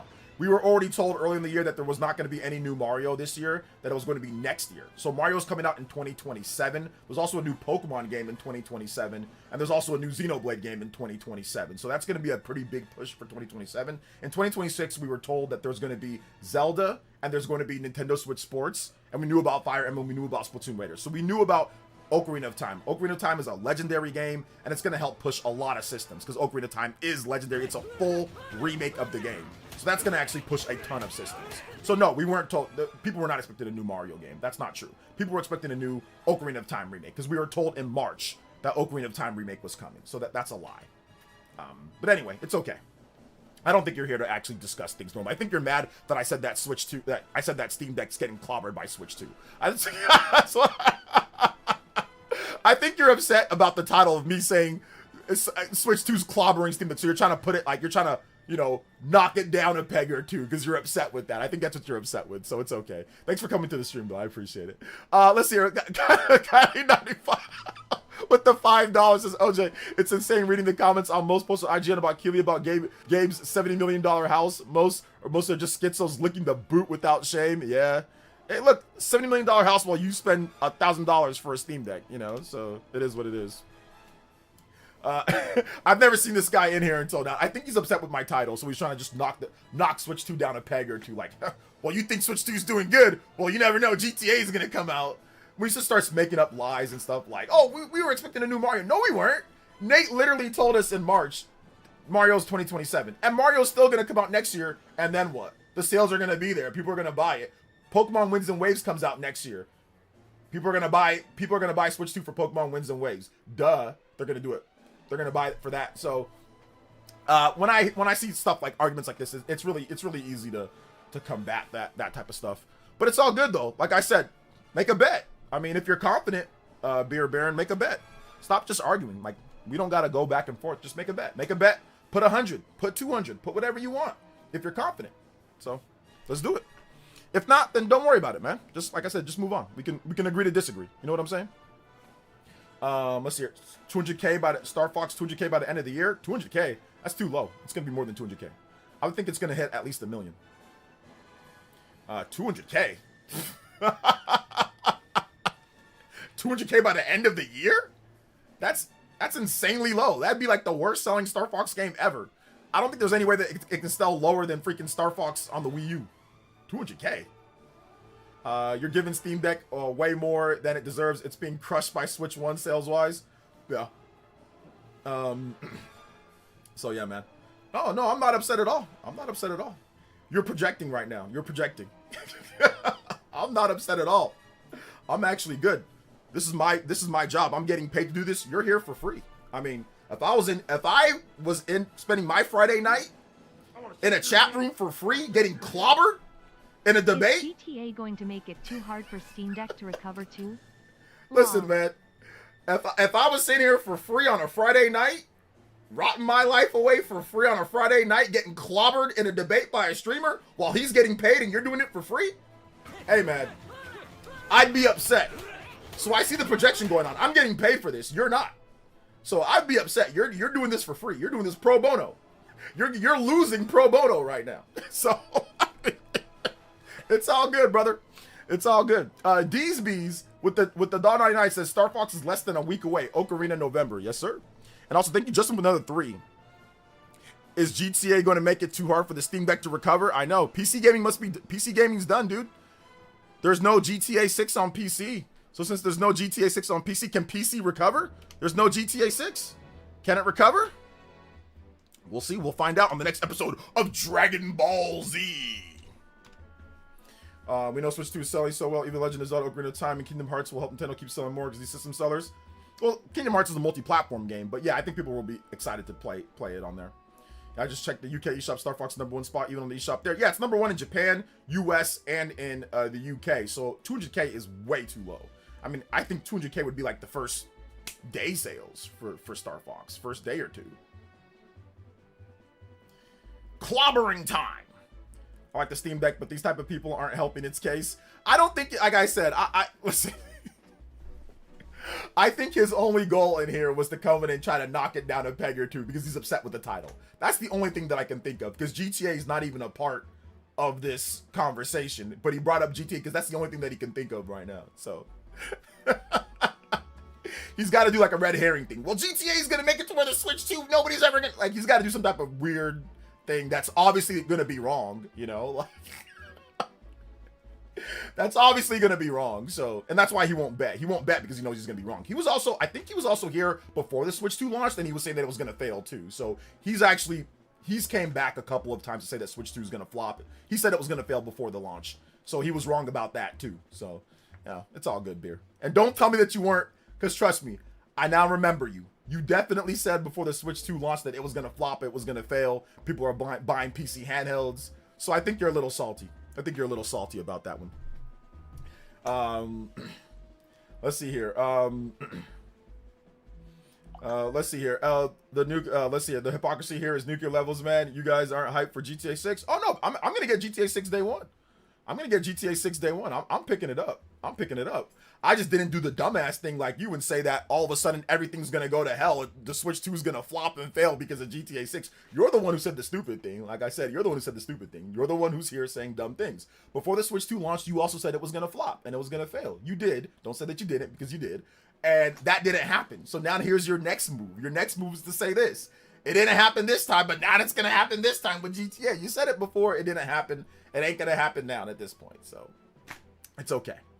GTA 6, I don't know when will it come. It comes out November 19th or November 19th. Let's see here. Hot take, I believe GTA 6 is greatly sell less than GTA 5 in Eastern countries. Well, we'll see. I think the biggest problem with GTA right now is that it's not on a systems that are affordable. The PS5 is not a super affordable system, but I think that by the time the GTA comes out, there's going to be a Black Friday deal or maybe like a bundle. So that's going to help out. But I think the problem for the GTA sales for like in the long run is that the PS6 being $600 to $650 to $900, that's going to inhibit the sales compared to the GTA 5, which was on hardware that was significantly less expensive. The PS3 and the 360, the PS4 and the Xbox One, all those were a lot cheaper when GTA 4 and 5 launched. So there is going to be some inhibiting of sales because of that, you know. Let's see, I'm unsure GTA 6's ability to push hardware sales just because of high prices of PS5. Yeah, I mean, you have to factor that in a little bit, but I do think that there will be a bundle for the holiday. But after the holiday season, what's going to happen there, right? I think that's going to be a little bit of an issue. But I do think that GTA 6 is going to push it's going to push sales. It's going to be very big. It's obviously going to be, it's going to sell a lot. It's going to be one of the highest selling, if not the highest selling entertainment medium when it launches. And I think this is the difference between somebody like me and somebody like Beer in the chat, right? He's crazy, right? He can't analyze his head from his ass. You know what I'm saying? When it comes to the video game market, he's constantly wrong. Me, I can analyze the market. I'm not a big GTA guy, but I can sit here and tell you guys, hey, this game is going to be incredible. It's going to be this. I can break it down because I'm analytical. I'm going to give you guys the truth. Guys like him, he just wants to see, you know what I'm saying? He's just randomly talking, right? And a lot of these guys, like on Twitter, on YouTube, they just talk. They don't analyze, they just talk. So for me, at least, I can tell you that GTA is going to be a big game and all that, but is it going to kill off everything else and all that? No, of course not. I mean, it's not going to do all that. There's no evidence that it will at this point. So yeah, it's all good. Let's see here. We can all agree the facts. Let me read off some of these other ones. I'm unsure GTA 6 ability. I also think that new Pokemon Winds and Waves of Mario game next year is going to be a system seller. I mean, yeah, that's going to be a massive system seller. I mean, the thing about it too is that you got to look at it this way. A lot of people that don't know Nintendo, that don't really play or don't know Nintendo, they don't know how to analyze Nintendo. You got to have system sellers throughout the generation, right? Last year, there was Mario Kart World. Last year, there was Donkey Kong Bonanza. Last year, there was Pokemon Legends ZA. This year, you have Splatoon Raiders. You have Fire Emblem. You have Nintendo Switch Sports. You have Ocarina of Time. You have Pokemon Pocopia. You've got to space yourself out. You can't drop Mario, Zelda, Animal Crossing, Pokemon. You can't drop all those in the first year and a half. You got to actually have every year some big heavy hitters. And the Switch 1 was like that too. The only difference with the Switch 1 was that the Switch 1 was coming off the Wii U's failure, so therefore they were able to take the Wii U games, which Mario Odyssey and what was it? Mario Odyssey and Zelda Breath of the Wild were Wii U games. A lot of the games in the first year were Wii U games. So they're able to just take that and get those all out. Now, obviously with the Switch 2, they have a little bit of a different lineup here, but Mario's coming next year. So you're going to have system sellers throughout the years. You can't just drop Mario and Zelda and everything in the first year or so. You got to have system sellers for each calendar year. And I think some people they don't understand that. They think that Nintendo should have Mario and Zelda, major Mario, like every single year. That's not going to happen, Okay, hold up. Guys, I got to get Stealth on real quick. Sorry, I got to get Stealth on. D's B's with the $1.99. I appreciate that, D's B's. Thank you for the support. Let me get Stealth on right now. Let me open up the Discord. Let me get Stealth on. Because I don't want to be late. I think he's waiting for me. So let me get Stealth on the call. Hold up here. All right. Disable.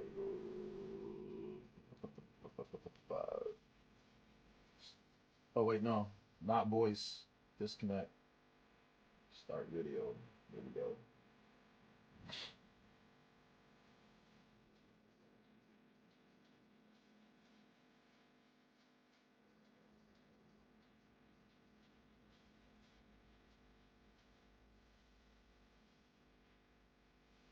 So I'm gonna get Stealth on the call right now, and then we're gonna keep going here. Oh, whoa! Why is there an echo? I don't know why there's an echo. That's weird. Okay, Stealth's typing. You can do whatever you want, Stealth. Hey, I'm here. Hey, what up, Stealth? How are you? Good, man. How are you? Hey, everybody can hear you, by the way. Cool. Yeah, I'm good. You can do whatever you want when it comes to camera or not. You don't have to have your camera on. All right, that sounds good. Okay, cool. All right, everybody, we got Stealth on the phone here. Stealth, how are you doing today, young man? I am doing good. I've been playing a lot of the Adventures of Elliot. Oh, yes, Adventures of Elliot. I actually just, my copy got shipped today.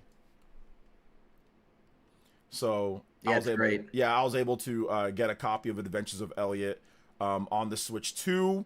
I am going to buy a copy on PS5 too at some point. I'll get that. Yeah, I think it runs slightly better on PS5, but I think Switch 2 is good too. Yeah. I heard about some frame rate drops here and there, but I don't know if that's done. You can adjust some of the graphic settings. So, I mean, that might be able to alleviate some of that, but I'm not really sure. Either way, it doesn't matter. I got it on Switch 2. All right. Stealth. Dude, the Nintendo Direct. Yeah, I thought it was awesome. I know that's a divisive opinion. Wait a minute. Hold up, though, Stealth. That Direct was literally built for us. It was. It was built for me and you in particular. Yeah. I mean, if it had just Xenoblade and Fire Emblem, and then just like Just Dance for like the rest of the 40 minutes, that still would have been an A+ direct for me. Yeah, yeah. It was a really good direct. Yeah, no face cam for Stealth tonight. We just talking, we just chilling, we just talking. So the thing about it though, Stealth, like the direct was so good for RPG fans, it got Genki saying that it was better than the state of play. Yeah, I mean, there were so many RPGs. It was insane. Yeah, it was nuts how many games there were. I'm gonna actually pull up the list of games, and if you want Stealth, you can just kind of let people know what your first impressions like after the direct hit. Before we get into like individual games, like what was your first impressions? You can let the chat know about that since you didn't stream about it, or you talked about it on Twitter, but you didn't stream or anything like that. Yeah, so like you said, I thought the direct was great for me. For any RPG fan, it was pretty amazing. We expected to see Fire Emblem going into it, and it looked great. It seems like every Nintendo game has some sort of drama in the beginning, and then that drama kind of dissipates. But it hasn't really happened for Fire Emblem. People have thought like it's awesome kind of throughout. And then seeing Xenoblade, that made me go crazy. I literally I think my heart stopped at one point. Yeah, I mean, there were some streamers, and I'll give them credit because I really wasn't thinking this. When the 3 Switch 2 editions were being shown, there were some reactions that I saw that actually thought, okay, this must be leading to a new game at the end of it. I'll admit, when I was watching like the Switch 2 editions, which also was fantastic, I really wasn't thinking that Monolith Soft was going to announce a game right after that. I just wasn't thinking it. No, I wasn't thinking that at all. Yeah. I was not thinking that because I thought maybe they would do it at the end of the year direct or the next year, like the one more last thing. Yeah, because you and me, we both follow Monolith Soft pretty closely. So we both knew obviously they're working on something, and it's been a long time. So it felt like it could have happened at any time, but yeah, I just wasn't expecting it in June. Yeah. Yeah, exactly. So I have this little picture of you. Well, not your actual picture, but like the picture that you used for like your avatar one time on the call. Stealth 40K is on the call, boys and girls. For those who are wondering who I'm talking to, he's actually Stealth. I said this about you, to my stream beforehand because like I was like, oh, Stealth's gonna be on, and the people that didn't know you, I'm like, Stealth is actually, I think you're confirmed one of the biggest gaming creators or Twitter users on the platform, right? If I'm not correct. I mean, I guess one of them. You're one of them because you have 250,000 followers. Yeah, that's true. But I'll tell you the funny thing about that, not completely all natural. I would say, when I've actually looked at like who like the new people who are following me are, I think now like if they want to follow gaming, it automatically follows them to like some of the bigger news channels. Okay. And I've been tagged into that. Mm-hmm. So a little bit inflated, but yeah, I do talk about Nintendo and RPGs a lot. There's probably some bots too. There's a lot of bot stuff going on that's there. it. So that's why I don't like announce those numbers. Yeah. It doesn't mean too much to me. Yeah, true. But you do get a lot of traffic on your page. You get a lot of comments. You get a lot of people, liking, and like people go to you as like a good news source. So for those who haven't, for those who haven't followed Stealth 40K on Twitter, follow Stealth 40K on Twitter. Trust me, if you like Nintendo RPGs, gaming like that, if you like Square Enix and all that type of stuff, like you're gonna love his channel or his page. So we thought it was, and I know that you said real quick before we get into more of like the actual like direct stuff. Like we both said, maybe not everybody loved the direct. Like this direct seemed to be really bipolar, right? So give me your thoughts on what your impressions of what other people were saying. Like what do you think about that? Because I know you kind of shy away from not doing too much controversy stuff on Twitter, So what's your own opinion on like people that were saying, oh, this was terrible and all that? So, I mean, I think there's a couple of things at play. One, there's, a subset of Nintendo fans where If it isn't, Mario and Zelda, it doesn't count. So obviously there were no Mario announcements here. So I think that was something that people were kind of bummed about. And then also the fact that we really didn't get like that many new game announcements for this year. And the one that we did get was like, Zelda, and we only saw like maybe zero point 0.5 seconds of gameplay. So I think if we saw more Zelda, I think that would have gone a long way with people. But we're kind of in the same spot where like after September, we really don't know what Nintendo has. Until Zelda, because after September, like, Star Fox is out, Splatoon Raiders is out, Fire Emblem's out, Rhythm Heaven's out, and really the only game left, there are the Xenoblade, Switch 2 editions, but Oh, you're forgetting a big one. am I? Yeah, Nintendo Switch Sports Resort. Oh, that's right. Yeah, I'll Yeah. tell you. I don't think I tweeted about that game once. That tells you how much I care about that. That game's gonna be huge. That game's gonna be huge. That's That true. game's, It will be big. It's Yeah. just not my jam. yeah, which is yeah. fine. That game's gonna be big though. When does that game come out?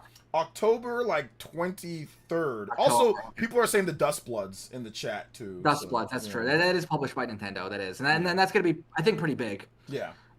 So I think it was just a combination of no Mario announcements and Zelda being really the only major first-party announcement for this year, and it only getting like 5 seconds of footage.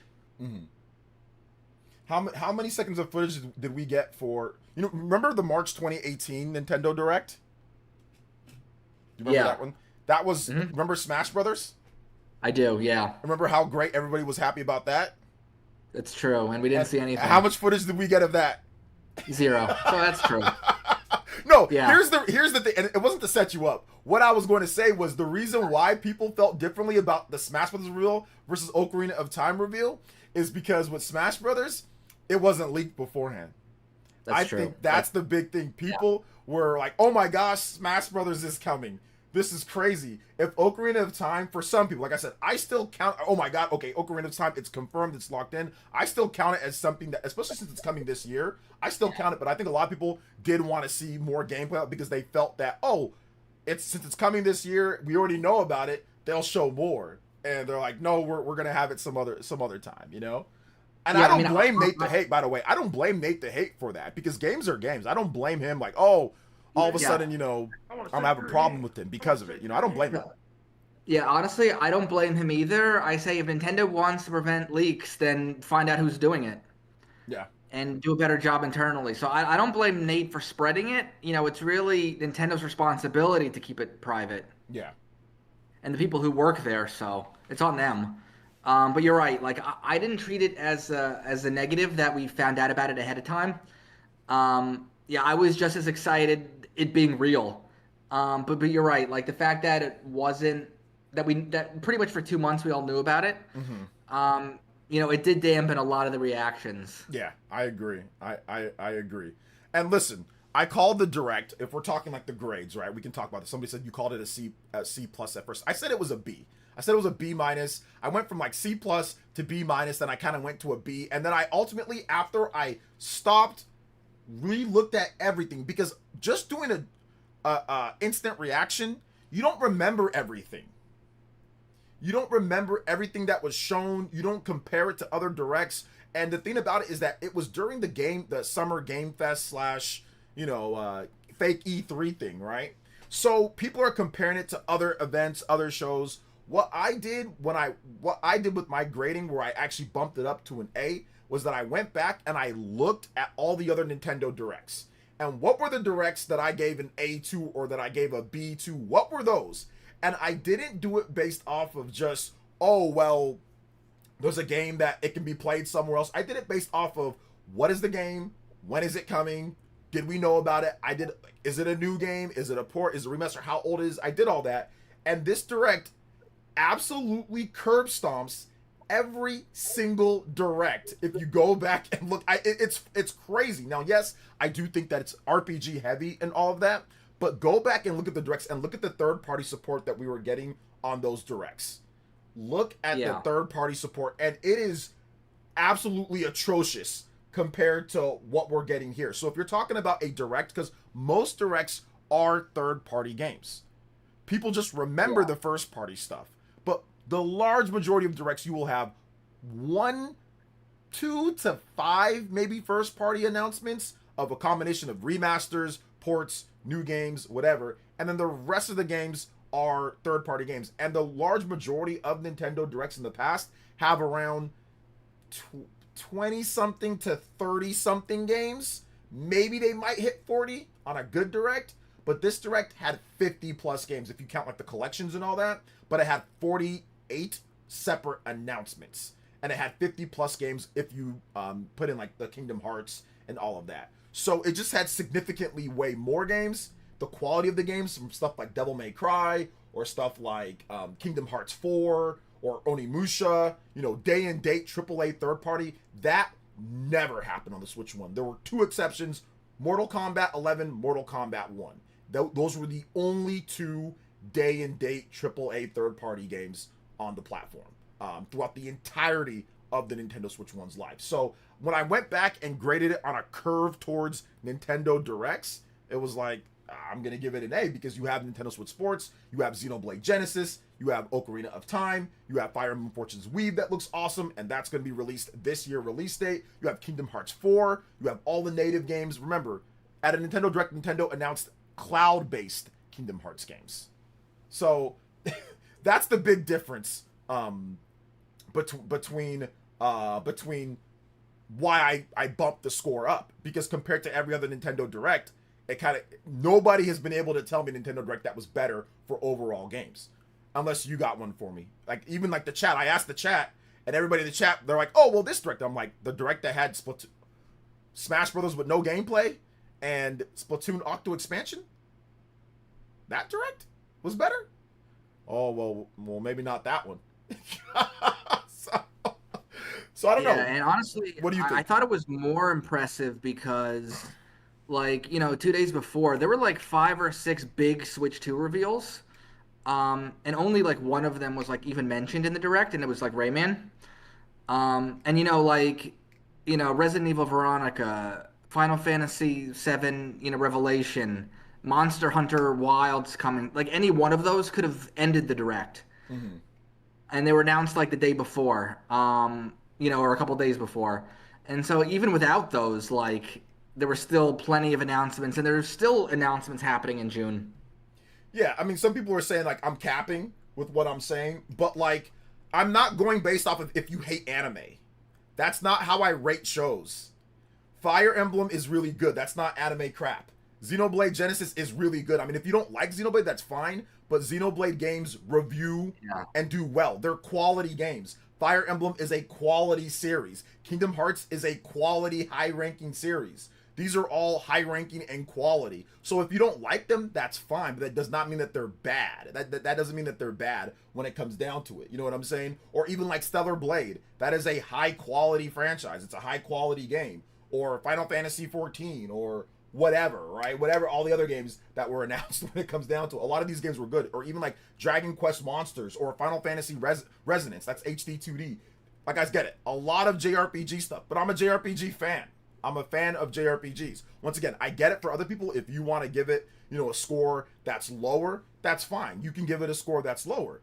But, I mean, at the same time, you also have to rank it on what you like, too. You can be objective, which I was, but you can also rank it against other Nintendo Directs. So for the people that are saying, that's a lie, you're capping, that's all. You guys give me a better Nintendo Direct and give me the games in that Nintendo Direct. First and third party that were way better. I still have not gotten anybody that can tell me all of the great first and third party, not just first party, but first and third party that beat out Kingdom Hearts, day and date Onimusha, day and date Lords of the Fallen, Rayman Legends or Rayman Legends Retold, and all the different games that were there, or even new announcements like Ninjala, or having the release date for Dragon Quest Monsters, or Final Fantasy Resonance, or Metal Gear Solid, or Miramasa, or all that stuff. If you guys have a better one in the chat, y'all let me know, all right? Shout out stuff. You have anything that you want to add in terms of what you thought about the Direct before we get into some of the games that you were most excited about and all that?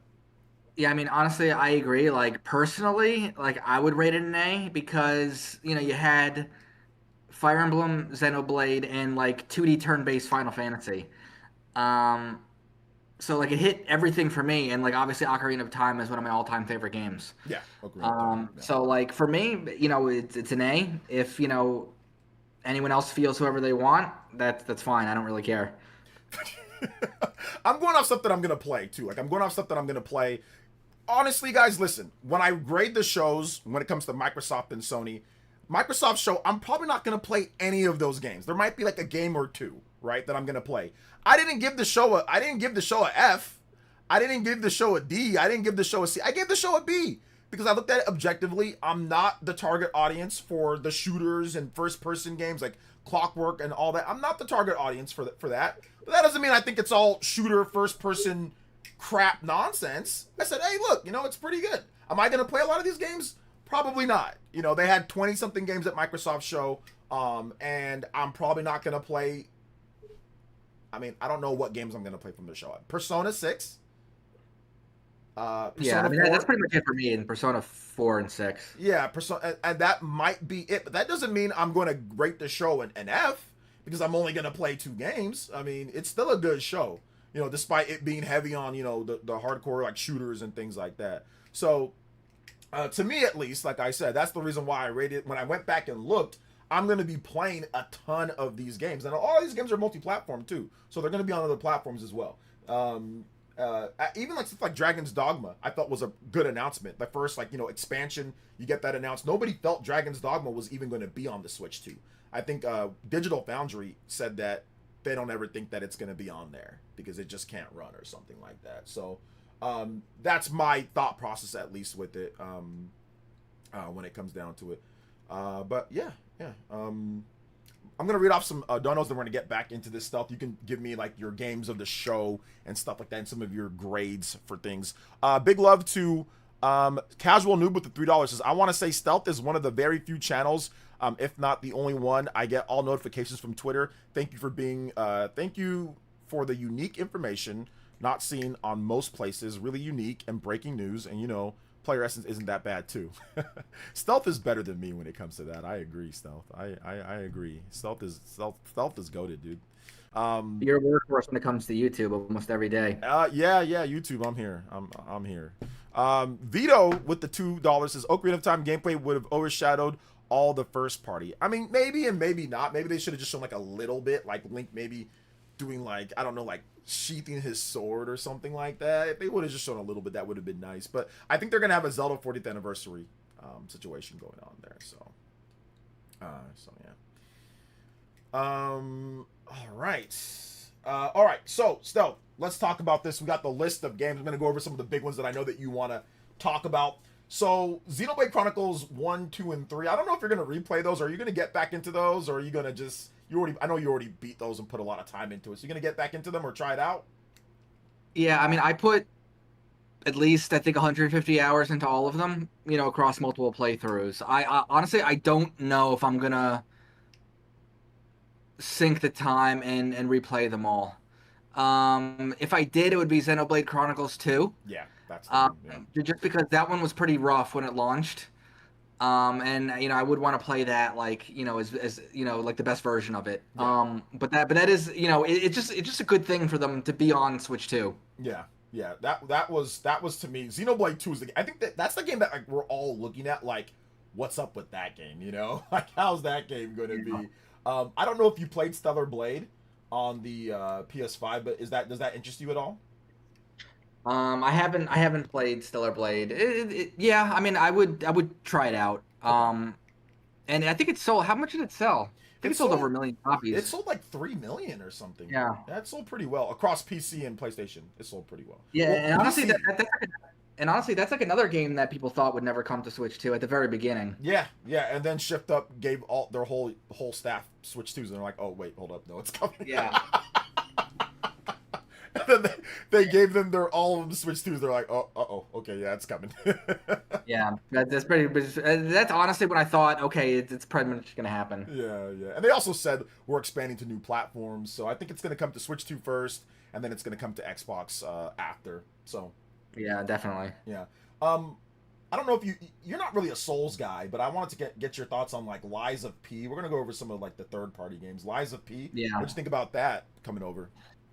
I've never actually played a Souls game. Well, I played a little bit of like Demon Souls back in the day, but PS3. haven't beaten one. But I do know like Lies of P is very good. Again, is it a game I'm necessarily going to play? Probably not, but Yeah. it's one of the best indie games of like the last 10 years. So like that, it's just good to have on the platform.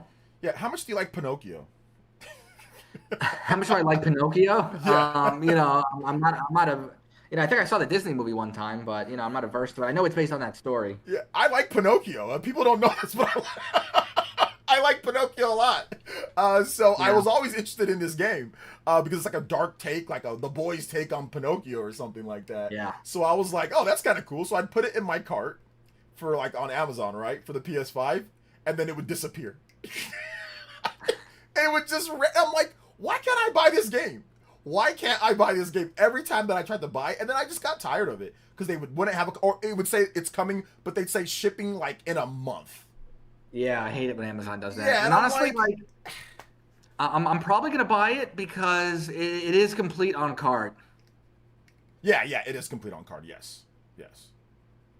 Yeah, that's what happened to me every time with the Pinocchio game. Like, so I was just like, you know what?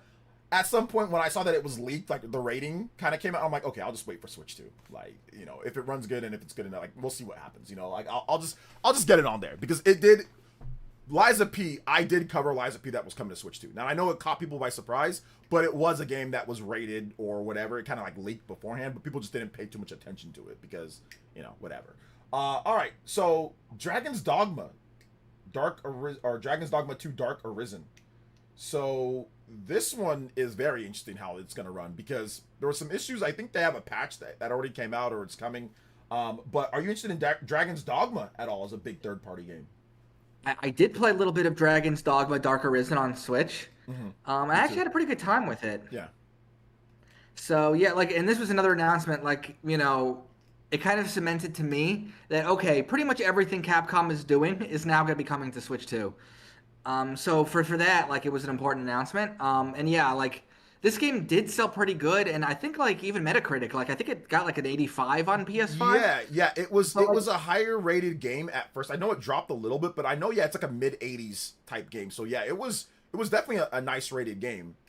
Yeah, so this is a solid game, and they're making it better, and they're adding an expansion, so they're trying to breathe new life into it, and yeah, I think it's a big release for Switch too. Yeah, it's good stuff. I also wanted to I'm getting into kind of all the third party stuff, like the ports and some of the other day and dates. Devil May Cry 5.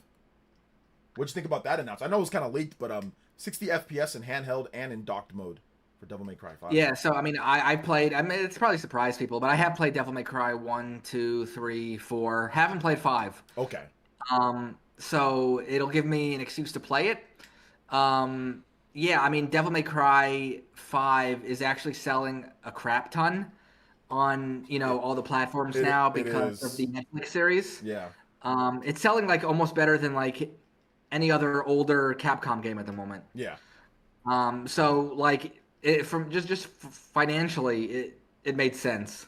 It's doing good too. Pre-sales for the game are doing okay. Yeah, it's number 5 on the USC shop. Yeah.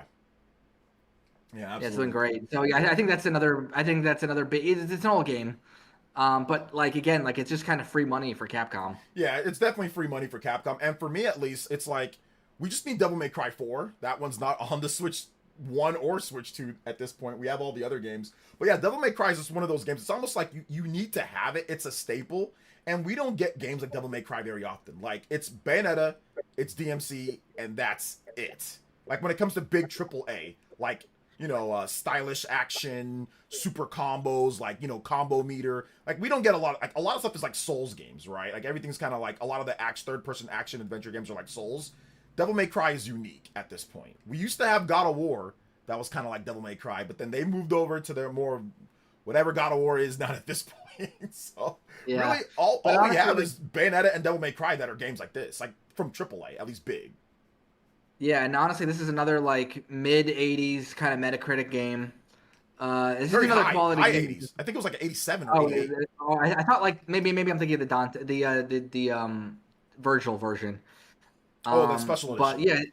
yeah, yeah. So Okay. it's just another quality game coming to the library, you know. These are all good games you're listing off, and it's just good for Switch 2 to have them. Yeah, yeah, I agree. I think Devil May Cry is really important. I know it's the oldest out of this one, and people, it's like whatever, it's old, but I'm telling you, man, with the way that the game is selling, it's not good to not have it on your system. Yeah, It's just not good because it's selling better now than it did like in previous years.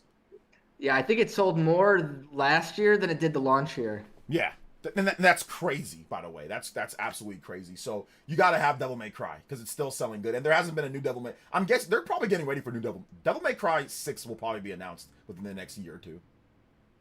Yeah, although I know the director left. He did. Did they get somebody else to replace him yet, or? Yeah, I don't know if they've announced like this is the Devil May Cry guy, but I don't think it's gonna be dormant. Okay. I definitely think they're gonna be doing something.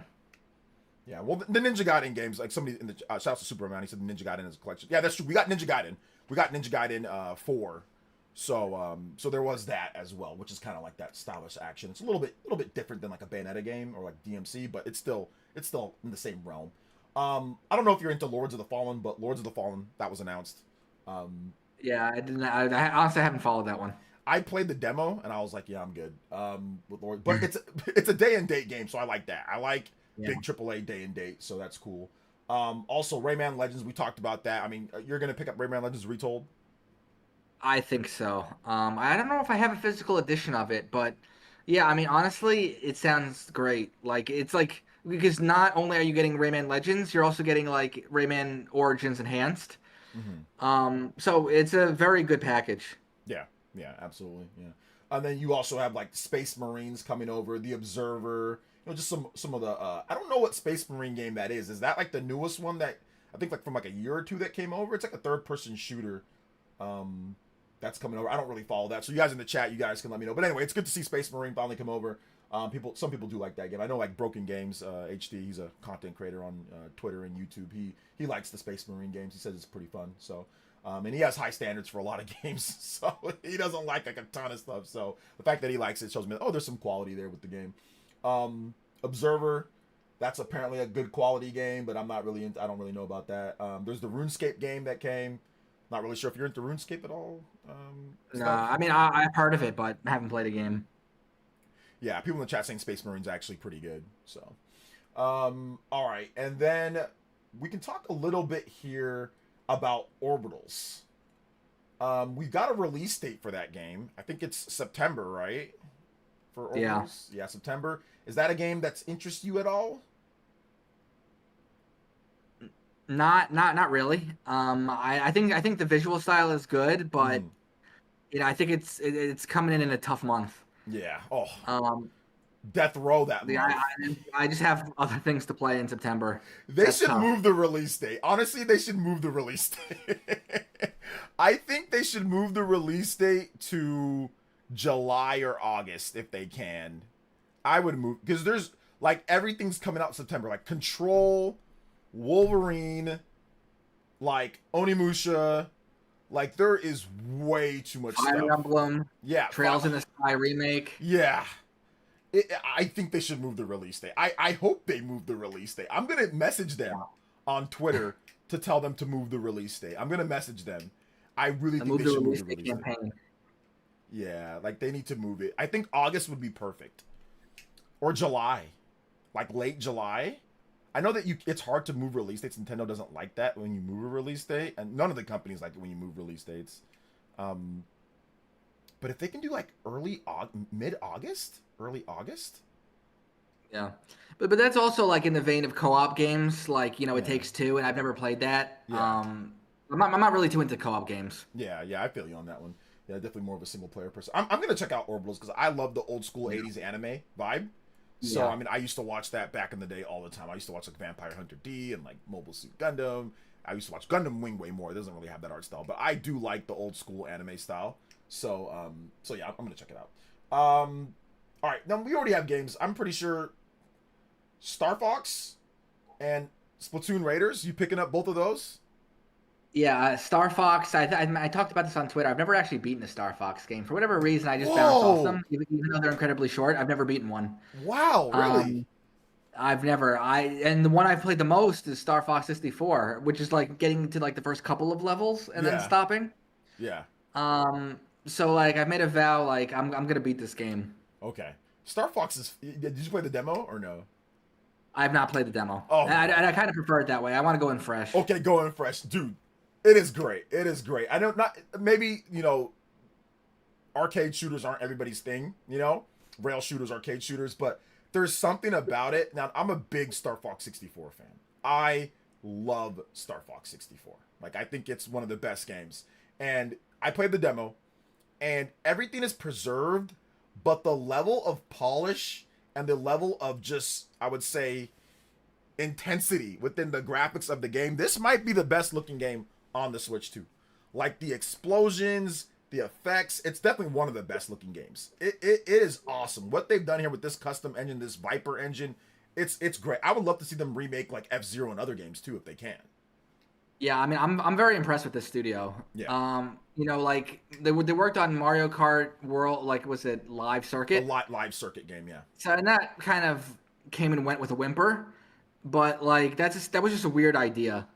So I don't necessarily blame like them on how that turned out. Like, but if they keep doing this, then Nintendo should keep giving them work. Yeah, absolutely. I agree.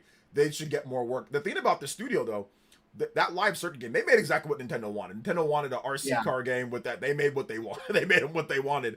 But this studio, they were the ones who were doing the canceled Donkey Kong game. That Nintendo greenlit. It was Activision that that made it to where they were making an open world Donkey Kong game for the Switch 1. Or it was Wii U and Switch 1, or it was somewhere between that time period. And Activision said, stop working on that crap. We need you guys on Call of Duty. We need you guys. Yeah. So Nintendo said, yeah, we like it. Continue working on it. So it wasn't Nintendo's idea. And and I think that's where they got there. And they worked on like the Donkey Kong thing for like Skylanders too, I think. They also did that. I realized I didn't know that. Yeah. They did the Donkey Kong, which those were pretty cool. Like Skylanders was good at just toy stuff, Toys to Life stuff. But the Donkey Kong thing was good, and they worked on that, and they also worked on, because they were former Vicarious Visions guys, so they also worked on that Donkey Kong game as well. So it was pretty. I think they had a lot of talent at that studio, that studio. So they also did Knockout City. I think they did Knockout City, which that game, just a live service game, but it actually played really well. It was really snappy. Yeah. Anyway, that is we're both getting Star Fox. Splatoon Raiders. I am getting that. Honestly, I think this might be one of the most interesting games coming out soon. Splatoon is obviously one of the biggest exclusive franchises, pretty much in the industry. But we're about to see like if it's capable of what like Mario and Zelda can do with like spin-offs. Like is a spin-off of Splatoon going to sell well? So I think that's interesting. I feel like I'm going to be a lot more excited after the direct. Yeah, because I feel like they might be holding some modes back, holding some like more information. I kind of want to. Yeah. I kind of don't want to watch it. I know I'm going to, but I kind of don't, because I just want to go in kind of fresh.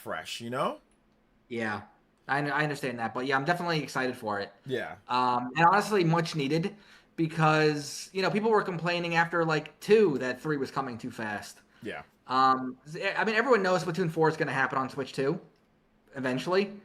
But I think this is a good stopgap. When do you see Splatoon 4 coming?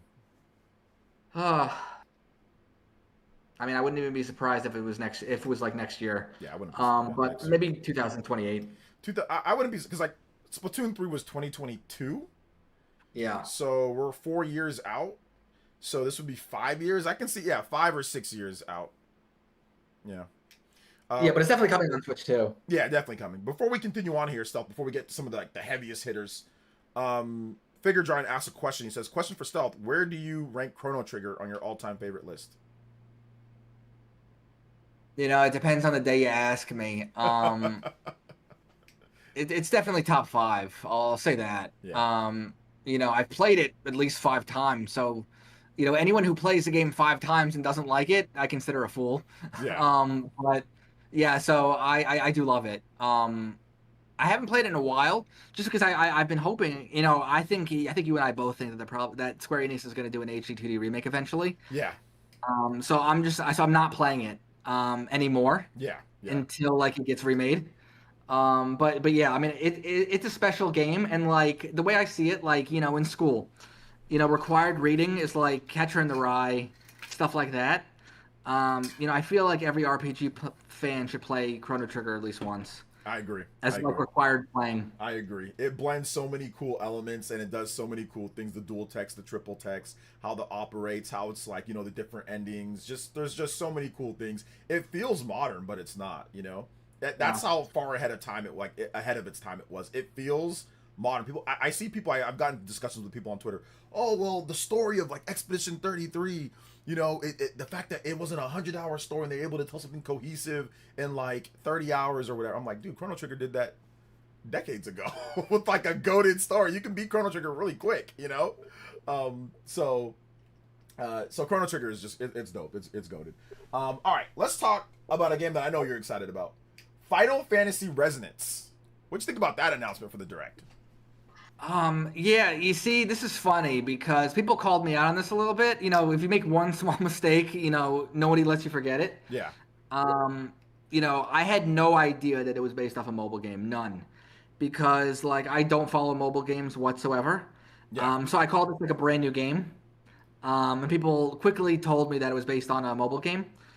But yeah, like it was just a matter of time before Team Asano got a Final Fantasy game. Yep. It really was. Yep. It wasn't shocking to me. It wasn't surprising to me that the announcement came at a Nintendo Direct. Nothing about that was surprising. I was a little really surprised. I was a little surprised. Yeah, I wasn't because No. Why though? Stuff. Why I was surprised? Real quick. Why? Because who would have ever thought at the end of it, Final Fantasy, a new game. And listen, I know you say that it's not a new game; it's a mobile game. But Square Enix isn't saying it that way, which I'm pretty sure they'll talk to you about this. They're gonna course correct you on this stuff in the DMs. They're gonna say, "Wait a minute, there are some characters and stories from it, but it's a completely new game built for consoles." It is. Yeah, it is. So the people that were chastising you on Twitter, they're not 100% right. So. Yeah. When are they ever right? Not 100% right. So to me, I didn't expect Kingdom Hearts, a new Final Fantasy, or the first time we see a Final Fantasy built for the in this way, and Kingdom Hearts, which we're going to talk about in a bit, at a Nintendo Direct. That's never happened in the history of the universe. Yeah, but like all HD2D games are announced in Nintendo Directs. That's true. All of them. That's true. And like Asano himself has been gaining like more and more influence within Square Enix, and now he leads like a creative unit. Yeah. So like him getting Final Fantasy wasn't a surprise. I mean, it looks fantastic, although it does have the kind of mobily thing where you call in like older Final Fantasy heroes as like special attacks. To be honest, like I could, I could, have that, or I could leave that out. Like that's not like the reason I'm so excited about it. But yeah, I mean, it looks fantastic, and not just like the visuals, but like, apparently like the story is going to be very good and all of that. It has towns, dungeons, everything you'd want. So I think this is going to be a special game. Here's a question for you. Yeah. Is this a test for major Final Fantasy going back to turn-based at all? It might be. That's what I was thinking. Like, if this game sells like 3 million units quickly, then I think they would seriously consider it. I definitely, I'm 100% a believer that Final Fantasy 17 is going to come to Switch too. Oh yeah, I think it has to at this point. Is that going to be turn-based? I don't know. But yeah, I think Square Enix is looking at this very closely. Yeah.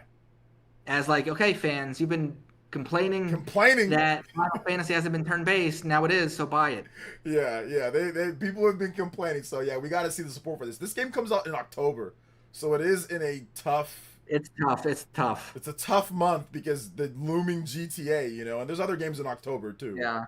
I mean, but thankfully it's like later October, so like it gives me a chance to beat Fire Emblem and Trails in the Sky Second Chapter Remake.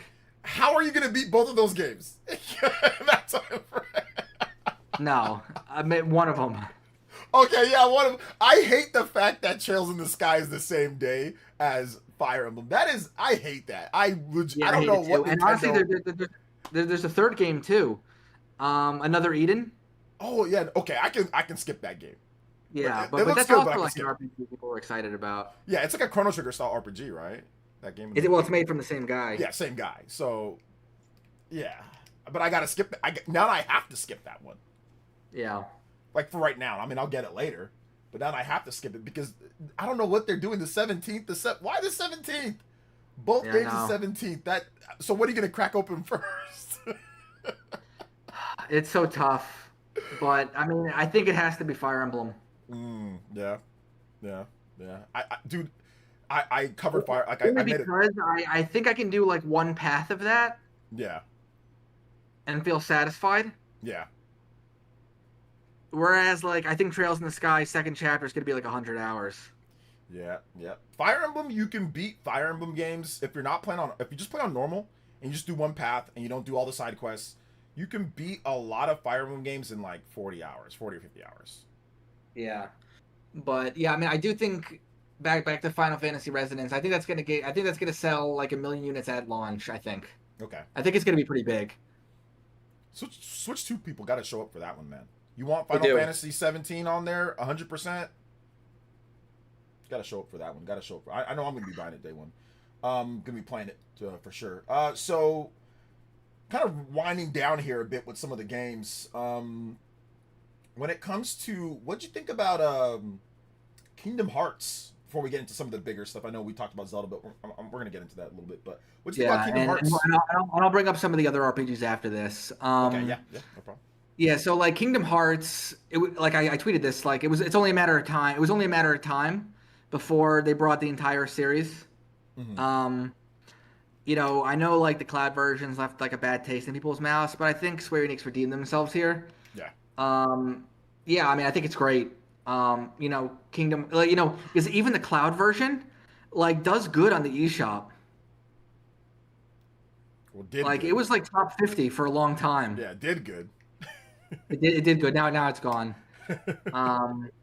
But yeah, I mean, I think it's great. But I will say, after what happened with Xenoblade, after Kingdom Hearts, I was expecting 4, in the direct, and yeah, like that's a huge announcement. For a I few wasn't. reasons. I thought it was done after that. I was like, okay, cool. I didn't Nah. expect 4 to show up. No, because and the reason why Fire Emblem, the reason why Kingdom Hearts 4 was big for me, is because you know if Fire Emblem, no, I keep saying Fire Emblem, if Kingdom Hearts 4 is coming to Switch 2 on the same day, then Dragon Quest 12 is a Switch 2 game. I think It they just have to interfered. make Dragon Quest 12 on this. Like, there's no way that they can't have it on Switch 2, in my opinion. It just is. But after Kingdom Hearts, I'm just assuming it is. Yeah. Because like Dragon Quest is much more synonymous with Nintendo than Kingdom Hearts. Yeah. So very clearly, Square Enix is bringing everything. Yeah. So yeah, I mean, honestly, great. It's coming in October, so that's tough. I actually do want to replay some of those games. But yeah, I do have the physical edition pre-ordered on PS5. Yeah. Kingdom Hearts 4, to me, that was a monumental announcement. That was like, and I get it, like I said, not everybody. Shout outs to Jeffrey Tucker for bearing with me. You know, but and you know, not everybody likes the anime stuff or likes the RPG stuff, but man, you guys don't understand. If you go back a decade ago plus, right, when Kingdom Hearts was announced, they announced it for Xbox, bro. They announced it for Xbox. They just they skipped Nintendo. They completely skipped Nintendo. They said, nah, Kingdom Hearts 3, nah, we're good. We put on Xbox instead. So to see Kingdom Hearts 4 be announced, to be like kind of like re-revealed at a Nintendo Direct, to me, that shows the utmost confidence in Nintendo with like some of the biggest franchises. They gave them Dragon Quest Monsters for they didn't even give more information at that game at their own event. They waited for the Direct. So they gave them Dragon Quest Monsters release date and gameplay. They gave them Final Fantasy Resonance first of that, and they gave them Kingdom Hearts 4. That's Yeah. great. That's never happened. Like this is like the I mean, Super Nintendo. yeah, I mean, era. I've told you this. Since 2017, Square Enix has announced more games at Nintendo Directs than anywhere else. Yeah. And it's not even close. Um, Nintendo and Square Enix just have this partnership when it comes to Nintendo Directs. And honestly, I think if like Geoff's event didn't exist, I really wouldn't have been surprised if like Final Fantasy Revelations would have been there too. Hmm. Um, Or maybe but yeah, I mean, and Code honestly, yeah, it Veronica. was shocking. Like everyone expected like Kingdom Hearts, at like D23 or like a State of Play, never at a Nintendo Direct, especially for 4. Yeah. Yeah. So that's what this third party support says to me. I know it's not like 100%, like it doesn't got everything. It's not going to run as good as some things, but this to me gives people confidence that like, hey, look, if you have limited time and you want to be able to play certain Japanese games, you're going to be able to get some. I think that's super important. I know a lot of Nintendo fans online, at least, don't think that it is, but I'm telling you, if these games were missing, people would be complaining like crazy. I saw it. Like people, my own chat, not my own chat, but people tried to gaslight me into thinking that Switch One was completely fine and everybody had no problem with the third party support. That's not true. I went back and I looked. I'm like, no, I made videos because I remember specifically people complaining about there not being big third party support on the Switch One in like the first year or so. And I went back and I made 3 videos explaining why there was no third party support because third party developers did not think the Switch 1 was even going to be anything and the system itself. It was like a combination. They after the Wii U, they were just like, yeah, who cares, Like they didn't think it was even gonna be successful. Heck, the Pokemon Company, one of the guys, the top dude, didn't even think the Switch 1 was gonna be successful. That's true. He actually apologized for that. Yeah, he had to apologize for that because he didn't even Because like, think the Pokemon Company sold over 100 million units of software on Switch. a lot more than they did on the 3DS. Well, yeah, a lot more. Way more than they did on the 3DS, and actually more than they did on the DS. I think they did better than they did on the DS too. It's close. It was close, but Switch just sold the most software out of any Pokemon game. Is all the Pokemon games. Yeah, yeah. So and plus they had all the DLC sales too, which Yeah, but yeah, I mean, back to Kingdom Hearts. Like, yeah, that it was just a monumental announcement to have it the same day as all the other platforms. It's huge. yeah, that's definitely big. All right, so I will wrap it up with this here, unless. Oh, actually, no. You said you wanted to talk about a couple other games. Go ahead. So there's a couple of other kind of bigger games, and I could rapid fire these. So Muramasa. Yes, Miramasa. Yep, yep. I think that's a big deal because like it's bringing like the content of the Vita version, and just making it better. Just really enhancing it, and I think that's gonna surprise people. This game is good. And then also like 2 announcements that were like in like the super speed reel, that I thought were good too. With like Tales of Eternia remastered. That's gonna be fun. That's on Switch 2 and Switch 1, and it's 60 FPS apparently. Yeah. And then both. like the new Atelier game looks great. Yes, Atelier Caria.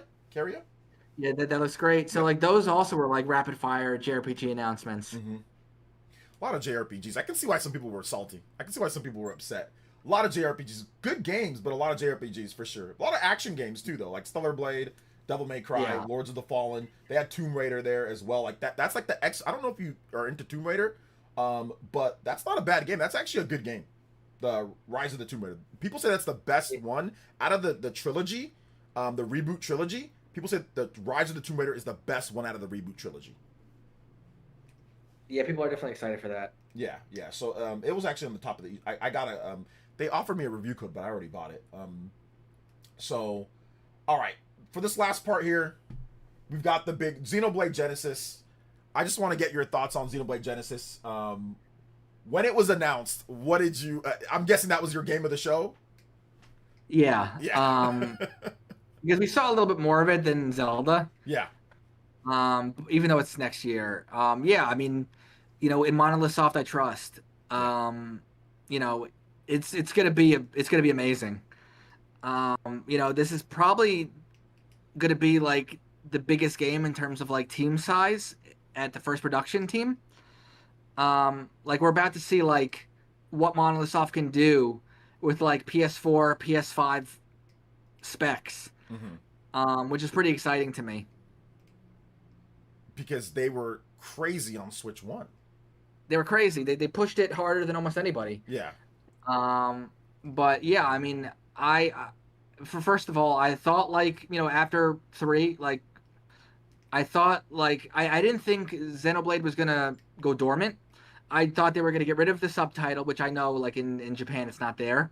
But I thought they were gonna start something fresh. Like it Yeah. wasn't gonna be Xenoblade 4. Yeah. It was gonna be Xeno something. Xenos. I actually didn't think they were gonna keep Blade, but they did. Yeah. But yeah, I mean it's very exciting. I don't think they would have announced it unless like it's really on good track to being done. Mm-hmm. And yeah, like it looks amazing. It's more fantasy. More fantasy. Yep. There is I saw people, I saw people's first reactions, and a lot of them were like making the comparison to like Three Houses. But like I think like the school is just like one location Yeah. in like a huge world Yeah. that you'll be able to go to. So it's really not going to be like Three Houses. I don't think it's gonna be anything like Three Houses. No, it just has a school. Yeah. That's pretty much it. We don't even know what the gameplay is like yet. It looks great. Let's. We got to talk about that real quick, Stealth, if we can. Yeah. What do you? I think the gameplay is gonna change like a lot. What do you think? You think it's gonna be similar to any of the other Xenoblade games, or? Yeah, I mean, I don't see. A part of me feels like they might make it a little bit more actiony, Mm-hmm. but like I feel like there's gonna be some turn elements too. Yep. But yeah, I think they want this to be the game that like sells really well. Yes. Yeah. Like they're making it clear, like you don't got to play the other 4 games. You could start here, and yeah, you're not gonna be lost. So yeah, I think I'm very excited for that. Yeah, like that's gonna be like when people think about Switch, Switch RPGs, they think about this like what Monolith Soft did, bringing every Xenoblade game to Switch, and now they're actually doing that plus one with Switch 2. Yeah, absolutely. So, Like for so, me, yeah. like for me, I echo a lot of the stuff that you said. Like I said, I think my heart almost stopped when I saw this. I didn't expect it, but the thing about Xenoblade Genesis to me, this seems like it's gonna go all the way back. Obviously, if you know the definition of Genesis, I mean, it's gonna go all the way back. This seems like it's gonna be either the birth of the world or what we know of Xenoblade or that universe, or it's obviously going to be like the birth or the new beginning after everything has happened. So it's like Genesis, obviously, like I said, you know what that means when it comes to the definition of that. So, and I think that it was very important to drop the Chronicles name out of there. So, because like with Xenoblade Chronicles 3, people were like, Nintendo was saying, oh yeah, you can play if you've never played Xenoblade 1 and 2, but it's like, dude, it's called Xenoblade 3, you know? Like, Yeah, and there's so many like characters and yeah, there's impact. characters. Yeah, there's characters from Yeah, Xenoblade like 1 and 2. music, and you need to know. You need to know Um, who those characters. Like, there's no impact if you see Nia No. and you have no idea what Nia did in Xenoblade 2, or you see Melia and you're like, okay, well, yeah, whatever. Who is she, right? Like, Yeah. there's no impact at all. So I mean, yeah, like that's a trilogy, and you need to play all 3 games. Yeah. This is just a fresh start. Like I don't even think Nopon are going to be in this game. I don't. No, I don't. They got a new. They got like a new. A new thing. Yeah, they got like, and that's fine. I've seen people talk Yeah. about, oh man, they need to have no. I'm like, no, they don't. This is a new thing. Let's start fresh. Let's start new. I think for them the key, and I'm gonna make a video on this later, but like the key for them is the UI and the complexity. Like I want the complexity to be there, but I want the UI to be cleaned up for a bit, just a little bit, because Xenoblade 3 is a bit of an overload. So I think that can help sell the game if it's not so much on screen. I think they can do like a more actiony combat, but I think what they could do is almost like a Secret of Mana, where not exactly the same system, but Secret of Mana 2 or just Secret of Mana on the Super Nintendo, where they do like where you attack and then you have a little bit of a cooldown on your attack, so you can't spam, you know. So I mean, I don't want it to be like Final Fantasy VII, like Rebirth. I don't want it to play like that, and I don't want it to play like Tales either. So I want it to be somewhere kind of like in between what we know of with Xenoblade, but then also a little bit more, like I said, clean up the UI just a little bit, clean up, like, you know, not so much visual stuff on screen to kind of confuse some people out there. Because, like, Xenoblade 3 is crazy. It is crazy. It's so much fun, but it's crazy, you know? So I don't know. Yeah. Yeah, Xenoblade Genesis looks great though, man. I can't wait. Yeah, I mean, I definitely think that because I mean, every game they update the battle system, so it's going to Yeah, be something crazy. yeah, But yeah, like I'm really looking forward to it. Collector's edition, whenever they announce it, I'm getting it. And yeah, like this is gonna be like, Switch 2 has a lot of good RPGs, but like this is gonna be like the one that you recommend yeah. people pick up first. B- because Monolith Soft, I think this is the first time where Monolith Soft, I wouldn't say met their match, but they finally like, okay, wait, hold up. Like this hardware that we have, we're not going to be able to do it with like a 40-man team or just like the typical team that, and I think in that message that you linked, it kind of hinted at that, right? He kind of hinted like, okay, guys, this is a bit way bigger and crazier than anything we've ever done before. Before we've been able to do it like with sheer, willpower or whatever, but this is different.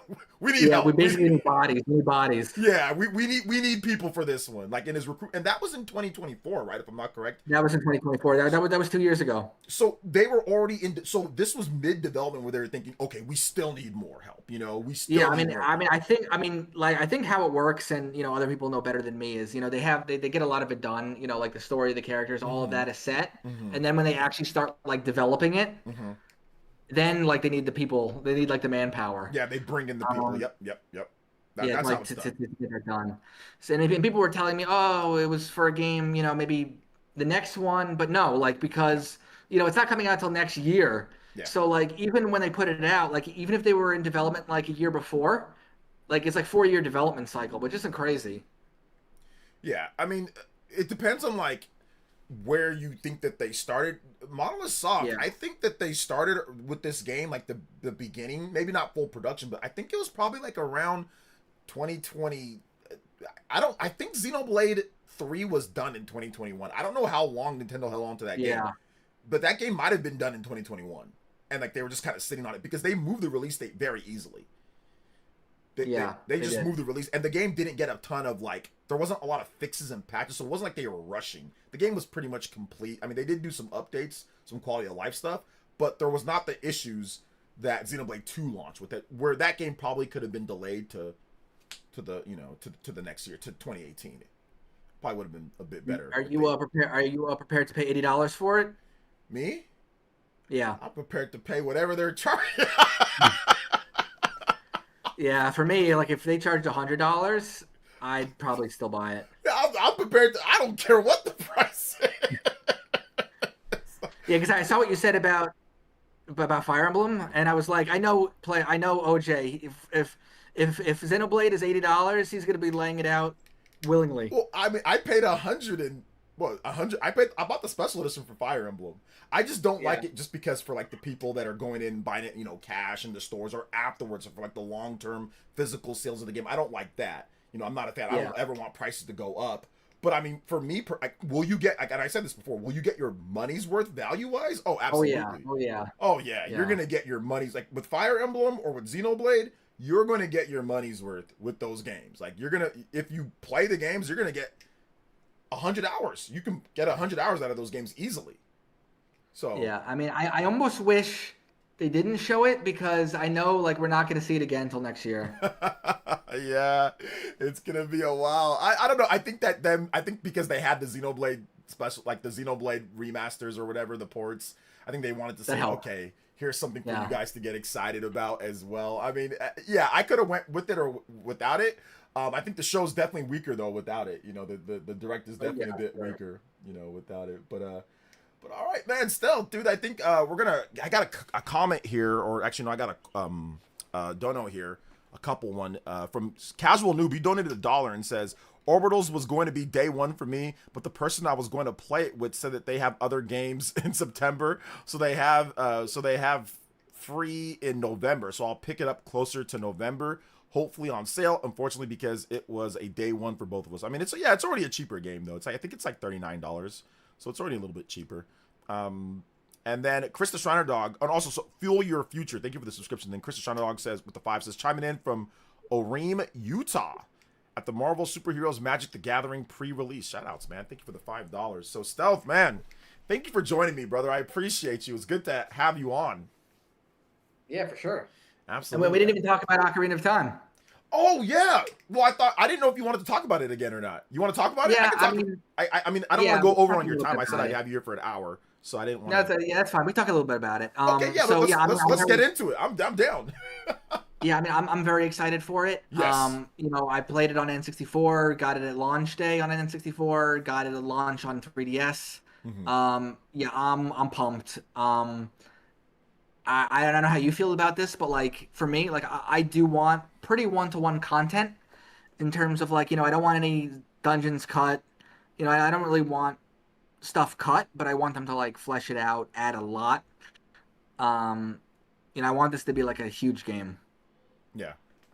Yeah. Absolutely. I want it to be one to one with some extra content added in, like Yeah. and quality of life. So Persona 4 Revival. I don't know if you watched that little thing that they did. Yeah. But that's one to one with like mechanics from Persona 5, like Royal added in, and like some interesting mechanic. But it's pretty much the same game, you know, but with new Yeah. things added. I want it like that, where they just say, hey, look, maybe there's like a bonus dungeon or like an extra dungeon or something like that after you beat the game. Maybe they add like harder difficulty modes or master quest or some other type of stuff like that. But yeah, I don't need them to make like I don't want it to be like FF7 remake and rebirth and all that. I don't want it to be like that. Yeah, no, I don't think they're gonna like radically change like the characters and how they act and all and like the story. But like, do you also think like I think it's gonna be November? Like, I don't think Nintendo cares about Grand Theft Auto at all. Um, because when Grand Theft Auto 5 released, like 3 days later, they released Wind Waker HD. Yeah, Um, there's a lot of talk about that stuff. I want to get more maybe of yeah. your wise opinion about this. What do you think? You think that Nintendo's worried about that at all, or? I don't think so. I mean, I think the Switch 2 owners are gonna buy Ocarina of Time, and they'll buy GTA if they want. But I'm not worried about like Ocarina of Time sales in November. Mm-hmm. Hmm. Yeah, I think that definitely Nintendo's aware of it. Like They're they're aware. obviously aware of the huge impact that GTA is going to have. But I think that if there's one game that Nintendo has that can, at least when it comes to like just the name, I mean, it's Ocarina of Time. It's not going to sell. Yeah. Obviously, it's not going to sell like GTA. GTA is going to sell crazy, but Switch 2 owners are going to want to play something. GTA 6 is not coming to the Switch 2. So there's got to be something for Switch 2 owners to play. There's got to be something for people. Not everybody can even play GTA 6 because once again, it depends on what your parents think or whatever the case is. But I know my kids are not playing GTA 6. At least I'm not buying it. Then I'm not buying it for them. They can play Ocarina of Time, but they're not playing GTA 6. So it depends on also your parents and what kid. So for kids or for other people, obviously, Ocarina of Time might be an option for them. But the nostalgia of Ocarina of Time for the millennials out there. I saw NFL Network bros. Kyle Brandit. Dude doesn't talk about gaming at all.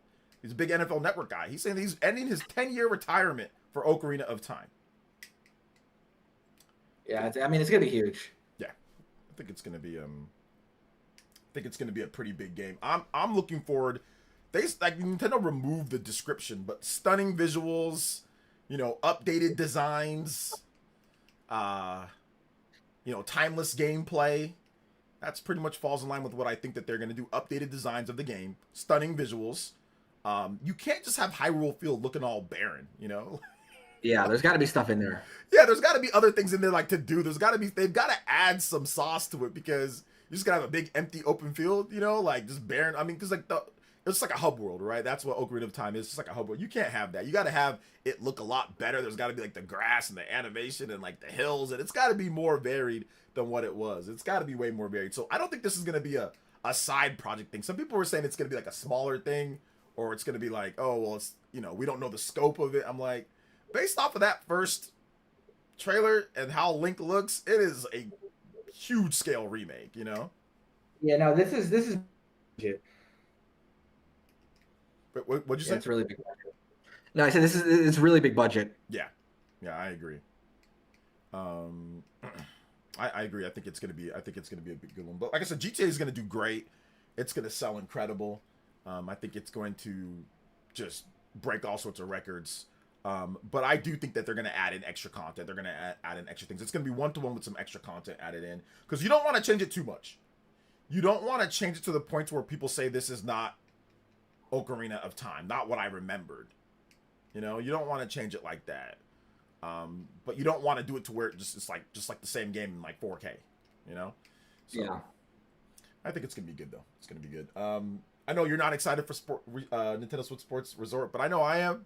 I'm going to be playing that game with my daughter and my son, so. Yeah. That's. I mean, you have a family, so. Yeah, that's good. My daughter's probably going to love this game. She really likes Tomodachi Life. And I know this is not the same as Tomodachi Life, but she likes these type of games.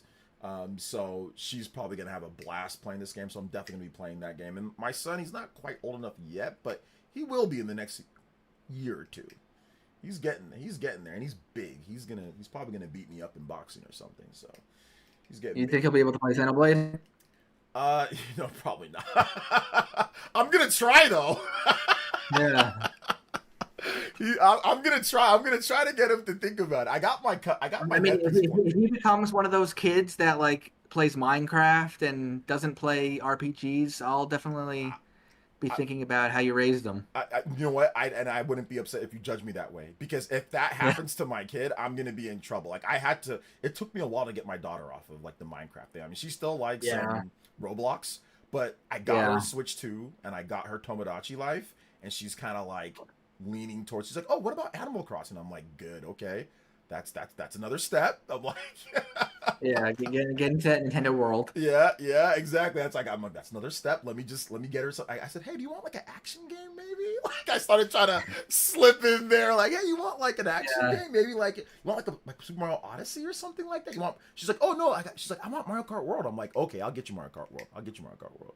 So she's slowly but surely kind of like seeing like how much better quality that it is playing stupid Roblox games. You know what I'm saying? Like, because you just play Roblox, because like you can make your own games in Roblox, and she like plays all those. But she's seeing that it's much better quality. Like Tomodachi Life, she loves that game. She's put like 70 hours into that game. So wow, that's a lot. Yeah. She's put like she's really likes Tomodachi. So I'm actually pretty happy about it. Pretty happy about what's going on there, because before I couldn't get her to play anything. All she played was Roblox. That's it. So I'm happy about that. But all right. Was there anything else you want to discuss, Stealth? I think that pretty much covers the direct in a nutshell. I mean, I definitely think we're having another direct in September. Oh yeah, we'll talk about that just a little bit. Yeah. So like, so I don't think like the announcements are over. Like usually Nintendo coordinates the direct like the week of or the week before Tokyo Game Show. Mm-hmm. So like, I think there's more good stuff for Nintendo fans coming soon. There's been so many announcements, Stealth. I kind of just want to play the games. Like, yeah, well, yeah, that. Don't get me wrong. Like, of course the announcements are great, but I'm kind of just like, oh, there's so many games. I need some game. Like, we need the games that have been announced that we've been looking forward to. We need those like coming out. Not at this point. So. Yeah, it's true. There's just not enough time to play them. There's just not enough time. I mean, and you got a full-time job, plus you have the stuff that you do on Twitter as well. So it's like, ooh, I don't even know how sometimes you don't have kids, but I don't even know how sometimes you have the time to play everything. I mean, it definitely feels like people have more time than I do. For sure. I can pretty much focus on one game, and that's it. Yeah, the internet will let you know. Then there's also the part of like sometimes like when you're old, and like I'm old and we're kind of old, and like you go to work and you come back and you're tired. Sometimes you don't feel like trying anything. Yeah, There's also that too. But yeah, I love to go to bed at 7:00, right? I wish I could go to bed at 7:00. Yeah. I wish I can. I gotta work. I got so much editing to do. I got so much editing work to do. Sometimes I can't. But I've been going to bed earlier. Like I've been going to bed a lot earlier than usual recently. But yeah, I mean, I think to sum it up, I think it's it's a good year for Nintendo fans. Yeah, it's good. It's a good year for gaming just in general too. All right then, Stealth, man. Thanks for coming on, man. I appreciate it. Where can everybody find you at? Everyone can find me on Twitter at Stealth40K. I'm on Blue Sky too, same name. And yeah, if you want to hear about RPGs, Nintendo, hit me up. Yeah, absolutely. Stealth's the GOAT. Stealth's the GOAT when it comes to that, man. Thanks for coming on, Stealth. I appreciate it. And also, we'll have one of the mods, if you guys can link Stealth's Twitter account in the chat, that would be great. So you guys go follow Stealth on Twitter. He's awesome. Thank you, Stealth, though. I appreciate you coming on, man. We'll have you on again sometime soon. I'm pretty sure maybe maybe after like Star Fox and Splatoon Raiders, or maybe when Fire Emblem, before like, you know, first impressions of Fire Emblem, maybe we can have you back on for something like that. For sure. Have a good rest of your stream. All right, take it easy, brother. Yeah. All right, good stuff, guys. Man, it was good to have Stealth on. Like, he's probably one of, like, between him and like John, they're like some of my best like online friends and colleagues. So it's great to have Stealth. I've known Stealth for like almost a decade now at this point, which is crazy. So yeah, man. I mean, it was great. It was a great conversation. Let me get back to some of these donos that came in. We still got more time though, guys. We still got more time on the stream. We're gonna go the distance today. We're gonna go the distance. So we got some more time. Let me unmute the notifications. So Casual Noob says, missed the PE podcast, Stealth, Avedon, Jordan, Mandy, and the amazing Baron. One day. Yeah, I don't know. Like, all of our schedules have changed. You know, Baron's a wrestler. You know, Jordan just kind of disconnected himself from the gaming, and he does his like cartoon stuff, which is awesome. I love Jordan. He's the GOAT. You know, and obviously Avedon, he has his family life. His boy's getting older. He's spending more time with the family. So it was kind of one of those things that we just couldn't keep it up, all things considered. But yeah, it was a great podcast, man. It was a lot of fun. I really enjoyed doing it. Also, big love to Juice Man Vom with the 5 says, what if Nintendo treats Ocarina of Time like how Capcom treats the remakes? Or will they just keep on remaking other things? I don't think Nintendo's gonna do that, just because I just don't think that they're going to. But you never know. Maybe they do. Maybe they do kind of treat it that type of way. That would be interesting for sure. Thank you for the 5 as well. Also, Casual Noob with another dollar says, I trust Nintendo to get Ocarina of Time right for me. For the internet, but they'll get it wrong most definitely. I see the keyboard warriors getting ready. Well, we'll see. I think that I think it's going to be really good. I think it's going to be really good. I think they're going to treat it with the utmost care, and I think that they're really going to work hard to make sure that the game is good. Like, honestly, I think that they know that they have to make sure that Ocarina of Time is solid. You know, is like a solid game. But there's so many games. It's hard to even keep up with all the games. You know, it's hard to even keep up with everything. So there's also that. But all right, let's get into more questions and comments. If you guys have questions, you guys have comments, you can tag me at PlayerEssence, hashtag PlayerEssence by itself. We still got about 30 minutes or so left on the stream, which is a lot of fun. I cannot wait to talk to you guys some more about everything. What'd you guys think? Give me your thoughts. Like I said, I don't know if Jeffrey Tucker is still here, but yeah, I didn't mean to call you out or anything on your opinion. Everyone's allowed to have their own opinion. And I get it, the direct, a lot of anime stuff, like I get it, guys. But like I said, what am I supposed to do? That's why I tried to, you know, kind of separate it from objectively and then my own personal opinion. But you guys know I'm an RPG guy. I'm a Xenoblade guy. I'm a Fire Emblem guy. I'm a Miramasa. Even back in the Wii days, I was a Miramasa guy. I'm a Kingdom Hearts guy when I feel like being a Kingdom Hearts guy. I play a lot of Kingdom Hearts games. I'm not the biggest fan of Kingdom Hearts. But the fact that Kingdom Hearts 4 is coming, like, I like these. What am I supposed to do? What am I supposed to do? There's a lot of games that I want to play. A lot of games that I want to play, man. A lot of games. So what do you guys think, man? What do you guys think? So what am I supposed to do? There's so many good games that I want. Like, literally, I'm looking at all the different games that I circled. Like, and I forgot to circle Final Fantasy Resonance. But, like, I looked at all the games that I circled. And like, when you're going back and you're looking, I'm like, okay, I'm gonna get Zelda. I'm gonna get Nintendo Switch Sports Resort. I'm gonna get Xenoblade. I'm gonna get Fire Emblem. I'm gonna get Kingdom Hearts 4. I'm gonna get Onimusha. I didn't circle it, but I'm gonna get Onimusha. But if it's not on Switch 2, I'm gonna get it. I'm gonna get it. I'm gonna get Star Fox. I'm gonna get Splatoon Raiders. I'm gonna get Lies of P. I think I'm gonna get Dragon's Dogma. I'm part of the Capcom thing, so I'm gonna play that. I'm gonna get that. I know I'm gonna play it. I'm gonna get Dust Bloods. I'm gonna get Orbitals. I'm gonna get all the Xenoblade games. I'm gonna get Stellar Blade. I'm gonna get Rise of the Tomb Raider. I'm gonna get DMC 5. I'm gonna get Rayman Legends Retold. I'm gonna get Ninjala 2. I'm gonna get, I didn't circle it, but I'm gonna get Atelier Korea. I'm gonna get all the Kingdom Hearts games. I'm gonna get Final Fantasy Resonance. Forgot to circle it, but I'm gonna get that. I'm gonna get Dragon Quest Monsters. I'm gonna get Tales of Eternia. I'm gonna get Miramasa the Demon Blade. I'm gonna get Metal Gear Solid. Like, this is the most amount of games in a Nintendo Direct that I'm ever gonna actually get. And I know I'm going to get all these. Like, I know 100% that I'm going to get all these games. Whether it's going to be review codes, playing it, covering it on the channel, buying it. I'm going to get a lot of these games. And I didn't even circle some of them on here. And there's a lot of green circles. So it's like, what am I supposed to do? So that's why when I went back and I revisited everything, when I went back and looked at the grades, and I compared it to other Nintendo Directs. I didn't compare it to other shows that we had. A lot of people were comparing it to other shows. I compared it to Nintendo Directs. When you compare it to other Nintendo Directs, I don't see how, for me at least, it's not an A. There's just a lot of great content on here. I get it for other people, maybe no, but for me, I don't understand how it could be not an A. Considering you have Zelda, Xenoblade, Fire Emblem, Kingdom Hearts 4. That's crazy right there. And like I said, a Stellar Blade's awesome. I love that game on PS5. Definitely like to see it portable. So it's like, I don't know, man. For me, I had to go back and reevaluate it. And all the Xenoblade games too. Like every Xenoblade game, being able to play it, update, looks better, runs better. Thank you, Casual Noob, for the $1 dono. I can see the one posted on there. The comments were both. I can see the one I posted there in the comments. We are both cooked. Yeah. Okay, yeah, yours was on here as well. Yeah, a lot of very similar to mine when it comes to what you're picking up. Very similar to mine. So yeah, very good, very good. Pretty much everything that I had, but you're getting Lords of the Fallen, you're getting Final Fantasy 14, but you're not getting Star Fox and you're not getting Splatoon Raiders. Star Fox is gonna be awesome. That game is gonna be, oh my god, I cannot wait for Star Fox. That game is gonna be so good. Let's see here. I love a 3D Mario. I love a Mario Maker 3D game. I think the problem with Mario Maker 3D is that it's gonna be too difficult to actually make the levels. Like 3D levels are hard to make. Let's see here. I can see how this could be disappointing direct, but I got Xenoblade, Kingdom Hearts, and Miramasa, so I can't be dissatisfied. I don't even see how it can be disappointing.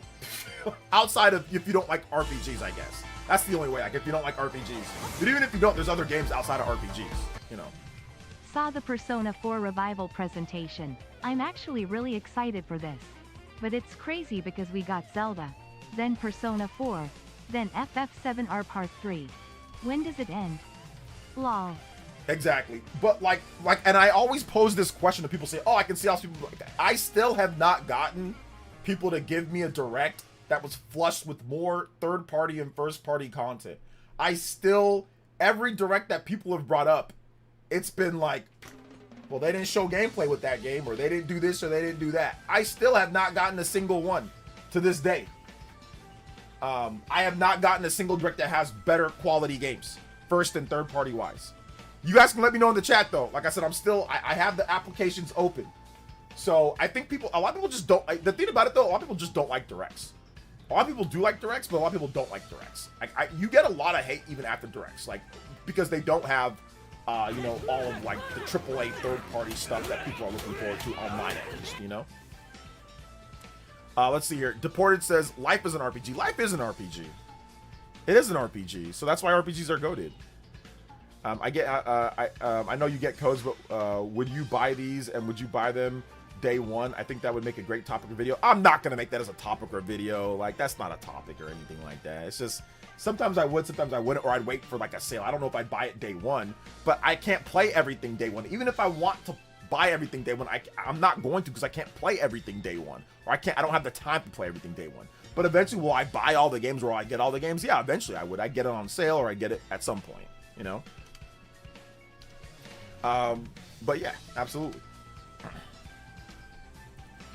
But no, it's definitely not a topic that I'm gonna do another video or anything like that. The main thing is that there's not much to be excited for in the near future if you don't care for remasters or remakes. But I think the Xenoblade stuff is good. Okay, so let me ask you a question: is Star Fox coming out next week? That's coming out next week. Is Splatoon Raiders coming out the month after? So that's the month after. So those are both near. Is Nintendo Switch Sports Resort coming out in October? That's October. Is the Dust Bloods coming out this year? That's confirmed for this year. Is Ocarina of Time coming out this year? That's confirmed for this year. Is Orbitals coming out this year? That's confirmed for this year. Is Stellar Blade coming out this year? That's confirmed for this year. Is Final Fantasy 14 coming out this year? That's confirmed for this year. Is Dragon's Dogma confirmed for this year? That's confirmed for this year. Is Lies of P confirmed for this year? That's confirmed for this year. Is Devil May Cry 5 confirmed for this year? That's confirmed for this year. Is Fire Emblem confirmed for this year? That's confirmed for this year. So when I hear people say there's not a lot to look forward to, like, near in the future, I'm like, what are you talking about? There's a bunch of games to look forward to near in the future. Now, if you don't like any of the games, then okay, but that's because you simply don't like any of the games. But that doesn't mean that there's not stuff to look forward to first party wise. There's multiple first party games within the next June, July, and September. So within the next 4 months, there's 4 first party games that are coming out from Nintendo. Star Fox is a remake, but Splatoon Raiders, Fire Emblem, and Nintendo Switch Sports Resort is not. Those are actually new games. And then also Rhythm Heaven is a new game. So even if you're not into remakes, even though it's a completely redone game, so obviously it's not the same as looking at an N64 game. So I think that's a bit disingenuous when people do that. Like, oh, well, it's a remake. Bro, have you seen Star Fox on the Switch 2 compared to Star Fox on the N64? Come on now. Like, so I even think that's it's a bad thing. It's like, okay, and that doesn't have online multiplayer. That obviously has updates. There's an extra chat. Like, come on now. Nobody's gonna go back and say, oh, let me play the Star Fox on the 64 compared to the remake of the game that's way better, because I played it. So I think that's even a little bit disingenuous. Like we say, oh, it's just remakes. Now, remasters, I get it. You want to talk about like Xenoblade? I get that. But like complete remakes with extra added content, way better graphics, way better audio. Come on now. You guys aren't going back and playing Ocarina of Time compared to playing the remake. Let's call a spade a spade. Let's call a spade a spade. Like that's cap. That's complete cap. But anyway, even if you wanted to remove them for your argument or for your discussion, there's still new games to play too. There's still new titles as well. Once again, Onimusha's day and date with other platforms, you know? Let's see here. You can just neglect all your family, health, and hygiene and IRL responsibilities and buy and play all your games day one. You know what? That sounds like a good idea for divorce. You know, if I ever felt like doing that, that sounds like a really good idea. A really good idea.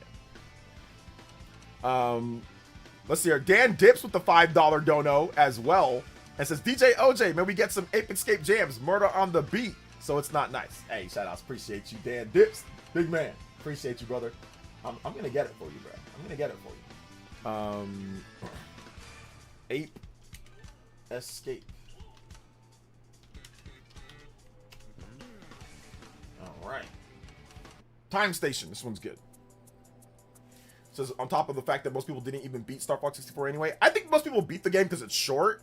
But I mean, like I said, if you play Star Fox 64 and then you play Star Fox on the Switch 2, you're not thinking, oh, well, let me just go play the 64 version. The visual graphic bump is too vast. And once again, there is a full online multiplayer component 4-on-4 that is completely new. Star Fox on the 64 just had local 4-player multiplayer and no way officially to play it online with your friends outside of NSO, where there's no matchmaking. You just have to be, you know, ready to play right then and there. And it's only 4 people. And there's like really no game modes. You just fight each other. That's it.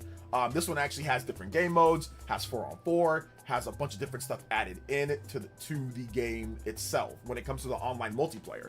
So that's different. And obviously, once again, the huge graphical boost and bump, it's not gonna be the exact same thing. Like when you play it, you know what I'm talking about. The HD Rumble is just, yes, it's Star Fox 64, but it's too big of a visual difference to just be like, oh, it's the same game. You know, way too big of a visual difference.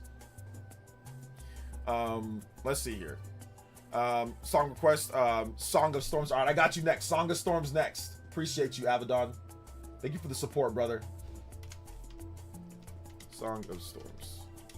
Oh, unlocking expert mode? Okay, yeah, probably most people didn't do that. But like beating the game, I mean, Star Fox isn't a hard game to beat. Says first party 2026 Mario Tennis, Pocopia, Yoshi, Mysterious Book, Star Fox. Wait, hold up. Mario Tennis, Pocopia, Yoshi, Star Fox, Splatoon Raiders, Fire Emblem, Switch Sports Resort, Zelda Ocarina of Time. That's more than that's 8 games, but then also if you count Tomodachi Life, and then if you count Rhythm Heaven, that's 10 games with those two. If you don't want to count, you don't have to count the Xenoblade games, but if you count all those, then that would be 13 games. I'm pretty sure, I wouldn't be surprised if Twilight Princess HD and Wind Waker HD were double pack that were dropped in September or October. Probably October. Probably, I wouldn't be surprised if those were dropped in October, alongside like the beginning of October, alongside Nintendo Switch Sports Resort. So yeah, but yeah, they definitely have more first party releases than Microsoft and Sony. That's for sure. At least Sony, we know for sure. I've already played Star Fox 64 on NSO too many times. Yeah, but once again, did you play the online multiplayer? You did not. There was no online multiplayer in that one.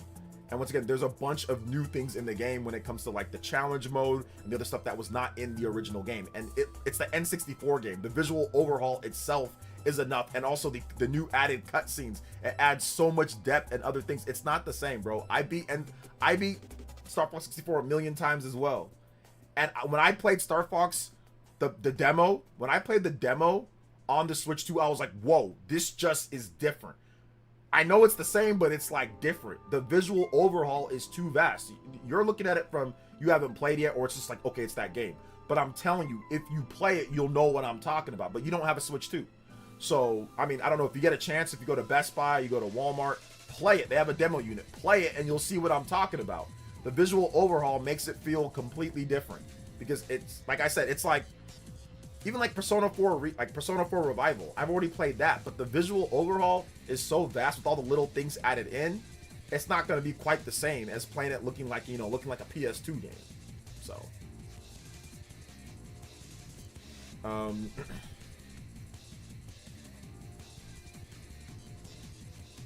let's see here. I'm going to play Star Fox first person mode. I'm definitely not going to play it in first person mode. It's hard to see when the shots are going to hit you and all that. So that's not a game to play in first person mode for me. Maybe like if you need like a certain shot, like you can switch, you can toggle on the fly by pressing the minus button. So maybe like if you need a certain shot, you can do it. But yeah, that's not a game that I'm going to play in first person mode. Hard to know like if the shot's going to hit you, and it feels like you're moving slow for some reason.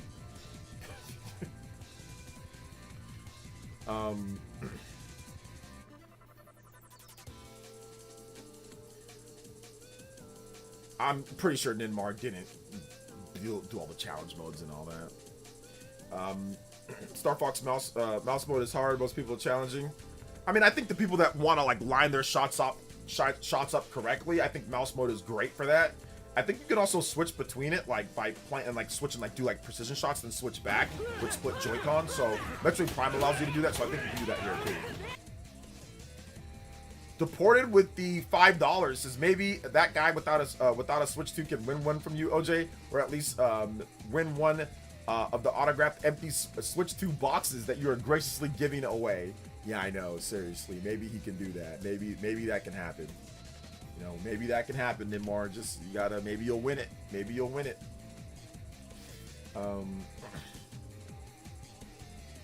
Maybe you will. But either way, yeah, like I said, I'm looking forward to it. I think it's gonna be a lot of fun. Like, I get it, remake, but even if it's not, there's a ton of games to play, man. I don't know, when people say there's not much to look forward to, I'm like, are you guys looking at the same catalog of games I'm looking at? Like, are you guys, like, even if it's like third-party stuff, it's like, okay, you got Onimusha that's coming out September. You've got Trails in the Sky second chapter, and I get it, that's a remake. But guys, that was what was that, a PSP game? They look like little pixel dots. Come on, that's not the same thing. That's not the same thing. And they obviously they upgraded the battle system too. Like they went from action RPG to transition to turn-based instead of just like the turn-based stuff or like how they had it in the original.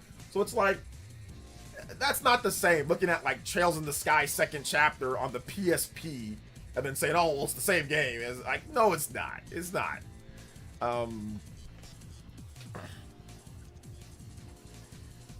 Let's see here. They just want COD and GTA 6. I think really what people... Listen, I think really what for some people it's just like, if you remove Xenoblade and then you just put 3D Mario, all of a sudden there's a ton of games to play. There was amazing games. The lineup was incredible. There was all sorts of stuff that happened. It's a flush with games. I'm telling you, that's really what it comes down to. You remove Xenoblade Genesis with 3D Mario, then all of a sudden people say that direct was the greatest direct of all time, and there was so many games that I'm looking forward to playing, and all of a sudden it just becomes like it's the crown jewel of the Omega universe. That's all you had to do.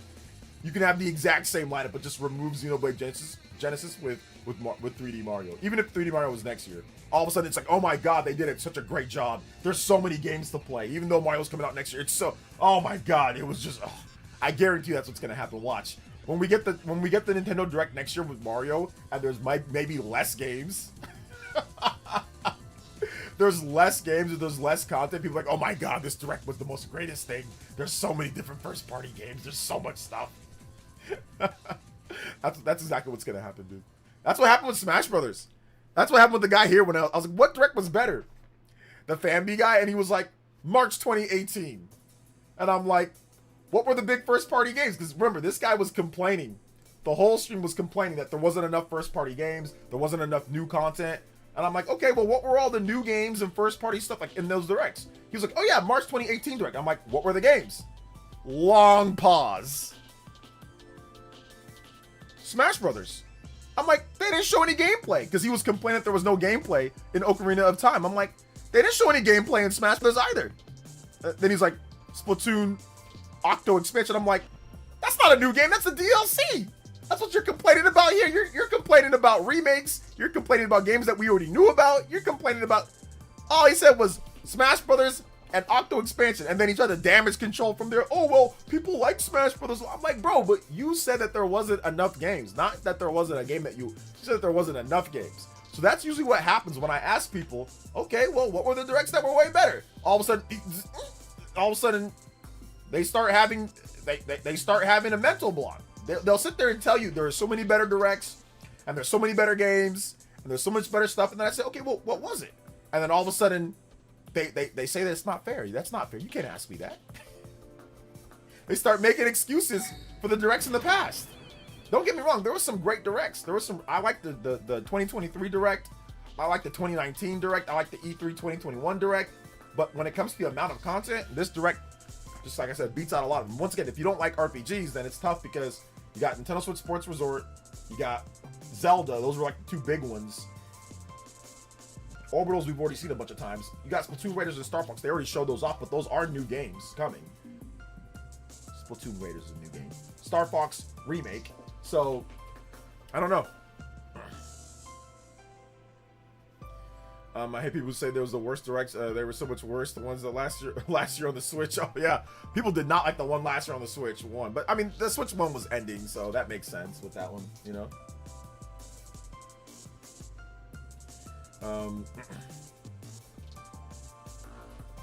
He's right. Who's right? He's not right about that March 2018 direct. You can't have one game and one DLC then say it's a better direct. No.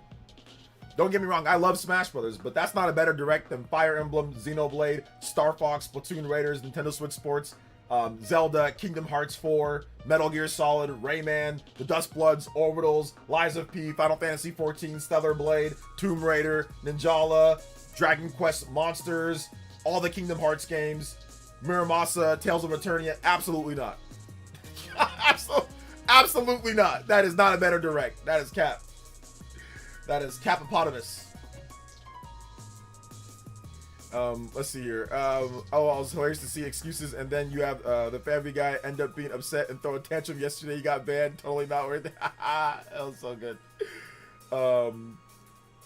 Let's see. I'm playing FF7 Rebirth right now after I've played Pragmata, after having played PI for Hire. A lot of games. A lot of games coming through. Finally caught up with the stream. Hey, shout outs. Yo, Sinfanta. Yo, appreciate you, fam. What direct are you comparing? March 2018. Everyone said that direct was good. I thought the direct was good too. March 2018 direct. March 2018. But if you got the directs too, Felipe, let me know. If you got the directs that are way better, that have way more content first and third party wise. Not just weirdo, I need Mario first party, not Nintendo Land first party people. I'm talking about like full direct with actual games, not just I got Mario, so I'm happy. Not that BS, you know, not that. Like actual, like a slate of games. Not I got what I want, so I like it. Like I got one game that I wanted, so it's the greatest thing ever. You know, I'm talking about like a full slate. I thought you were talking about the March 2026 Nintendo Direct. There was no March 2026 Nintendo Direct. There was none. There was one in February, and that was a partner showcase. Do you think this Direct was the best? Objectively, compared to the Switch 1 Directs that were non like special Directs, I still think that the Nintendo Switch 2 Direct itself, that was better if we're using that one, because that was crazy, because it was the hardware, plus it was all the games, and third part, it was third, first, it was a lot. It was a lot. Plus we learned about the system, so I like that one the most out of all the Directs that we've gotten. That's like my favorite. but that's a special direct. But outside of that, I would say, yeah, this is probably the best one that we've gotten. If you go back and compare everything. Simeon Quinn with the 100 core crystals. It says, evening OJ, just getting in. I'm currently playing Adventures of Elliot and the gameplay is incredible. I've been backtracking all day. I haven't got far on the main story. I formed 4 heart containers and found 16 hearts, leaving me about 9 hearts. My music request is Tales of Eternia Celestial Battle. Yeah, that's a good one. I'm gonna play it tonight after I'm done editing. I'm gonna edit a video for you guys, and then I'm gonna play some I'm gonna play it to myself. All right, let's see here. And you said you wanted Tales of Eternia Celestia Battle. All right. So that's the Celestia Battle thing. I think the April 2025 Direct was better. April 2025 Direct? What April 2025 Direct? That was the Nintendo Switch. That was the Nintendo Switch 2 Direct. That's a special direct. That's not the same as a regular general direct because they're revealing the system itself. So I mean general Nintendo directs. General Nintendo directs. And even then, once again, if that's the only one that you can think of that's better than the Switch, then obviously this was a good direct. If that's the only one that you can think that was better, the one where they revealed the system and told you all the specs and revealed Donkey Kong and revealed the ports for everything, like, or like the upgraded Switch 2 games and all that, but I'm talking about general Nintendo Direct, because this was a general Nintendo Direct, not a specialty Nintendo Direct, you know? Let's see here. There was a Direct where they announced Trials of Mana. It was good, but not better than this. That was E3 2019. That was a very good Direct. E3 2019 was very good. They announced Trials of Mana, but don't get me wrong, Trials of Mana is dope, but Trials of Mana ain't no Kingdom Hearts 4. Yes, it blew me out of my chair, but guys, Trials of Mana ain't no Kingdom Hearts 4. It is just not. It is not going to be as good as that game. And I like the Mana series, but we all know Kingdom Hearts is a better series than the Mana series for the most part. Now, Secret of Mana 2, I'll take Secret of Mana 2, or I'll take Secret of Mana over a lot of Kingdom Hearts games, but we all know Kingdom Hearts 4 is going to be sauce. We all know it's going to be fire. We all know that. So if you're looking at that, I mean, that was a good one. Don't get me wrong. That was a very good Nintendo Direct. I like it. I mean, it had Astral Chain. It had a lot of good stuff. I think it had, what was it? I think what they had some other stuff at that Direct. But nah, that doesn't beat Zelda Ocarina of Time. That doesn't beat Xenoblade Genesis. That doesn't beat Fire Emblem Fortunes Wheel. That doesn't beat the games that they showed here. The quality of the games that they showed here, plus the third-party games, it doesn't beat all that. Nah. Let's see. I mean, the only one that it's better if you're counting the third-party games being January. Once again, January 2017 was a specialty Direct. Felipe, is there something wrong with you? That wasn't even called a Direct. That was called the Nintendo Switch 2 presentation. They were presenting a system. It was a specialty presentation. It was not even called a Direct. I just told you we're talking about regular Directs, and then you go and mention, well, there was a one where they talked about the system, where they revealed the Switch 1.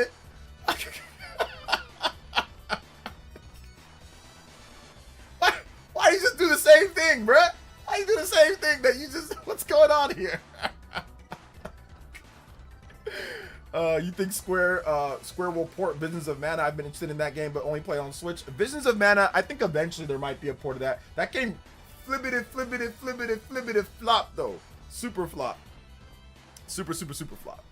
Yeah, he might be trolling me, bro. I might be getting baited, bro. I might be getting jebaited here.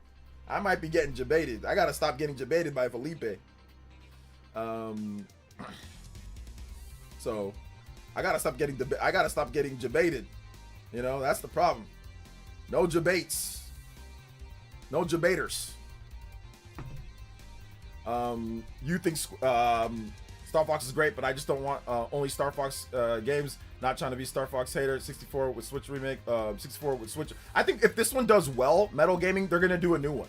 They're gonna do a brand new Star Fox. I think if this one does well. Now, you're wrong. We all know the 2012 Wii U E3 Direct was the best Direct ever.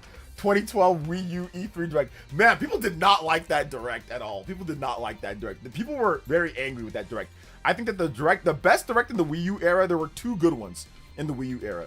There was the January 2013 Wii U Direct, and then there was the E3 2014 Direct. Both of those directs were very good. No third-party support, but good if you're looking for first, like literally like zero third-party, almost zero third-party games. It was all first-party games because like everybody just abandoned the Wii U, like literally abandoned the Wii U right after it launched. It was abandoned. Every developer just stopped supporting it for the most part. I mean, there was some indie stuff, but it was abandoned. It was abandoned. And then by 2014, there was literally no other third parties on the system. So, no other major third parties on the system. Shout outs to Deported with the $2. It says Mod Felipe. Yo, Mod Felipe, let's go. We're not modding Felipe. We're not modding Felipe. I think the best directs had Satoru Iwata. I mean, yes and no. I don't think. Listen, I love Mr. Iwata, but that doesn't mean just because he's in the direct that means it's the best direct. I'm talking about the games itself. Listen, he's a legend, but nah. We got to talk about the actual games themselves because there were some games when Mr. Iwata was there that were not good. Were definitely not good. But let me know which ones those are. Let me know what directs you're talking about, and we can actually talk about the games themselves. What do you think the worst direct was? The worst direct, I'd have to go back and look, but probably the worst direct was probably the direct like right after the Switch 2 launched. There was a direct where they ended with Splatoon 2. And like they had like Payday and Splatoon 2.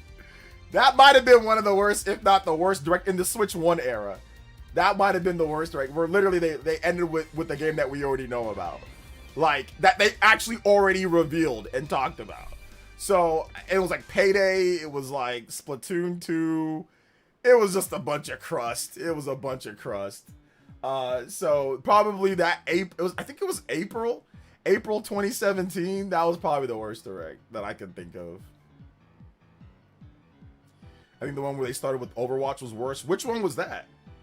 And I'm talking about regular general directs. I'm not talking about Nintendo Direct partner showcases or Nintendo Direct minis or indie worlds. I'm just talking about general Nintendo Directs.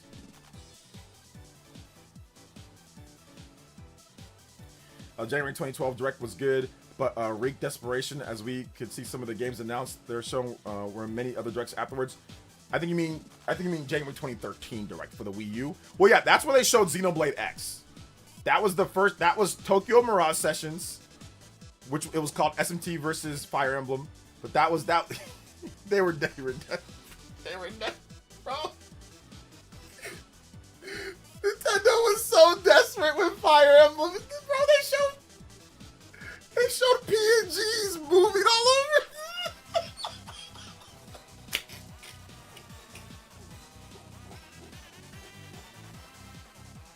Bro, they showed that ass, bro. They showed PNGs like the regular PNGs that you can find on Google, and they were just moving like they were just sliding on a thing. There was no game. There was no game, bro. They showed PNGs sliding and put together a trailer. Was like, yeah, Fire Emblem versus Shin Megami Tensei. Bro, they were desperate. They were desperate. Ninmar, you were like 8 years old when this came. You were young when this came out, because you said you were 19. So, yeah, you were like,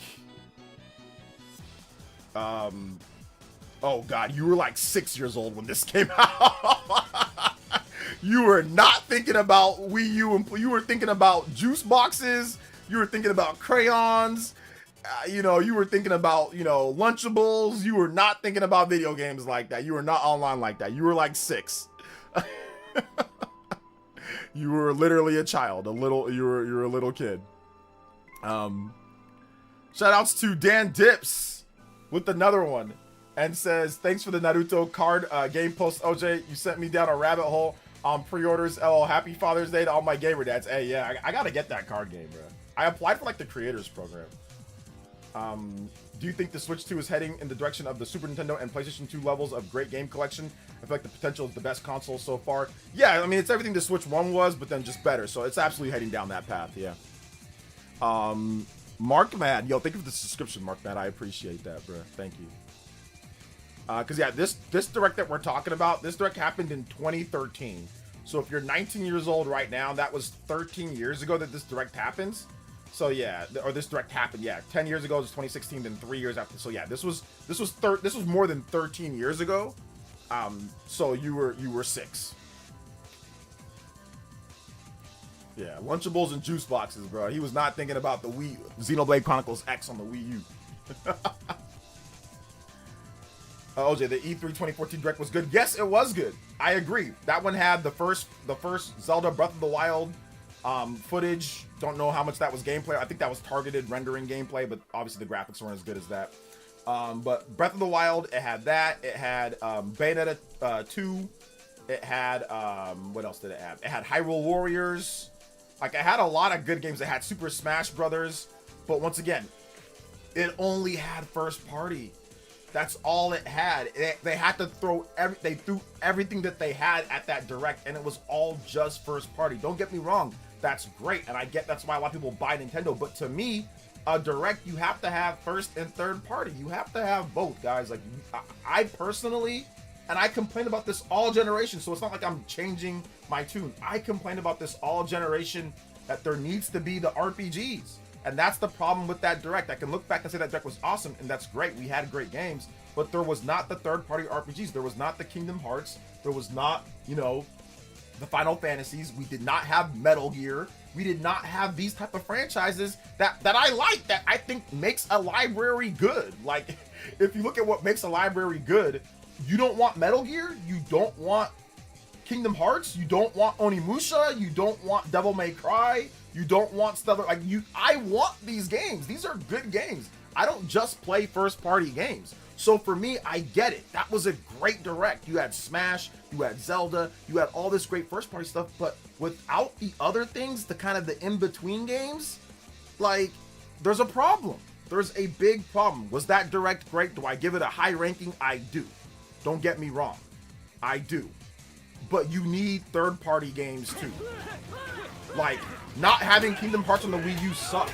Not having Metal Gear sucked. Not having Dragon's Dogma sucked. Not having Tomb Raider sucked. And I complained about those things back then. I'm like, well, why isn't Tomb Raider on there? Well, why isn't BioShock on the Wii U? Well, why isn't, you know, why don't we get custom games like Orbitals? Like, what's going on? Like, why isn't Devil May Cry? Why isn't DMC4 on the Wii U? Like, I said these things even back then. So, well, yes, I can give it a high score, Felipe. I'm not going to sit there and just say, okay, well, no, it's okay. They can't have third party at all.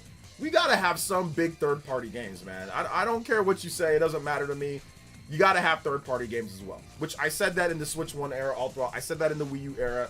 I'm saying it now. I'm not going to change my tone on that. Deported with the 5 and says, don't knock juice boxes. A Capri Sun on the hot summer days still hits. And even then, let's just say it was better. Bro, that direct was 12 years ago. So the only direct that you can think of, general direct that was better, which that was an E3 Wii U direct thingy, is one from 12 years ago.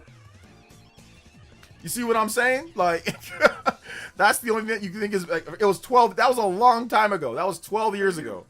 I want to shake your hand. So that's what I'm What's saying. up, OJ? How are you? Happy JoJo Friday. Can I get any music? The Legend of Dragoon. Yes, sir. Legend of Dragoon. Let's go. Legend of Dragoon. Dragoon.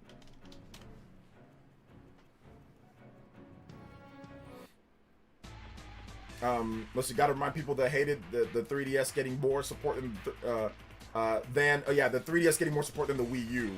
Also, people saying third party don't matter or lying and weren't even around. Yeah. No, if you're saying the third party doesn't matter, you weren't around.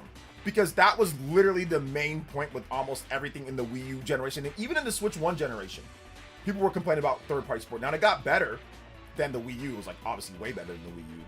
But, you know, there was still definitely lacking in some areas. Thank you, Kevin, for the $4 dono, man. I appreciate that. Let's see here. They revealed Splatoon. It was kind of crazy. Oh, don't get me wrong. Like I said, a lot of good reveals. But that's all they had to reveal everything. That's all they had. They didn't have any They didn't have any first or third party support, so you got to throw everything that you got at it. And that they were trying to save the system. With the Switch 2, I don't want them to reveal every single first party game that they have and blow their whole load before we even get to the next year or so.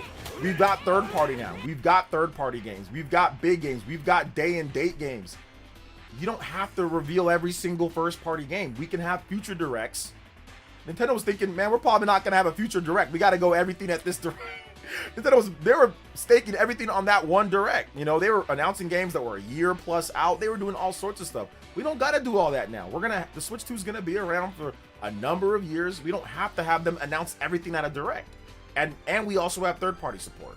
That's not how you get it done. That's not how you're successful. You're not successful that way. You're successful having first and third party. You got to have both, you know?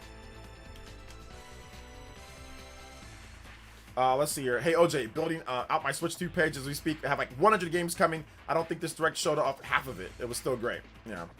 True. No one is ever patient anymore. Anyone wants instant gratification, I tell people just chill, be patient, things will happen. Instant gratification for me is coming right away. We got Star Fox this month. We got Splatoon Raiders next month. So that's my instant gratification. There's actually games coming out. Always wish there was Kingdom Hearts 1 and 2 on Nintendo GameCube back. Yeah, exactly. People wanted Kingdom Hearts on the GameCube back then, but it didn't happen. People wanted more Metal Gear on the GameCube. And for the first time ever, we're going to be able to play Metal Gear Solid Peace Walker and Metal Gear Solid 4 on a Nintendo platform. That's never happened. Metal Gear Solid 4 has never came off of a PlayStation platform, PlayStation 3 to be exact. For the first time ever, we're going to be able to get Metal Gear, a good Metal Gear game in 1080p 60 FPS or 4K 60 or whatever they're going to do it. We're going to be able to play that in the palm of your hands. Metal Gear Solid 4 and Peace Walker. Guys, I get it. First party's important. It's great. Nintendo, Mario, Plumber. But guys, come on now. Metal Gear Solid 4 and Peace Walker in HD remastered? That stuff is great, man. I don't know if you guys... I know some of you guys don't like Metal Gear, but come on, man. Like, you can't sit there and tell me directs that don't have Metal Gear, directs that don't have Dragon's Dogma, don't have Devil May Cry, don't have Tomb Raider, don't have Kingdom Hearts, or... No. Because we were all asked, the Nintendo fans that were there back then, we were all saying this is great, but we were all asking for these things. You know? We were all asking for these things. Metal Gear Solid Twin Snakes came out on the GameCube, and people were waiting. Were they going to port Twin Snakes? Were they going to do another remake of Twin Snakes? Were they going to put it on the Wii U? They never did. They never did.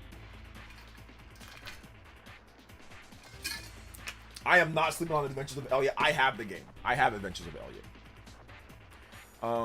As someone who's been Trails fan from the beginning, I'm glad you love Trails in the Sky First Chapter. I do like Trails in the Sky First Chapter. I think it's good. I think it's good. I think it's really good.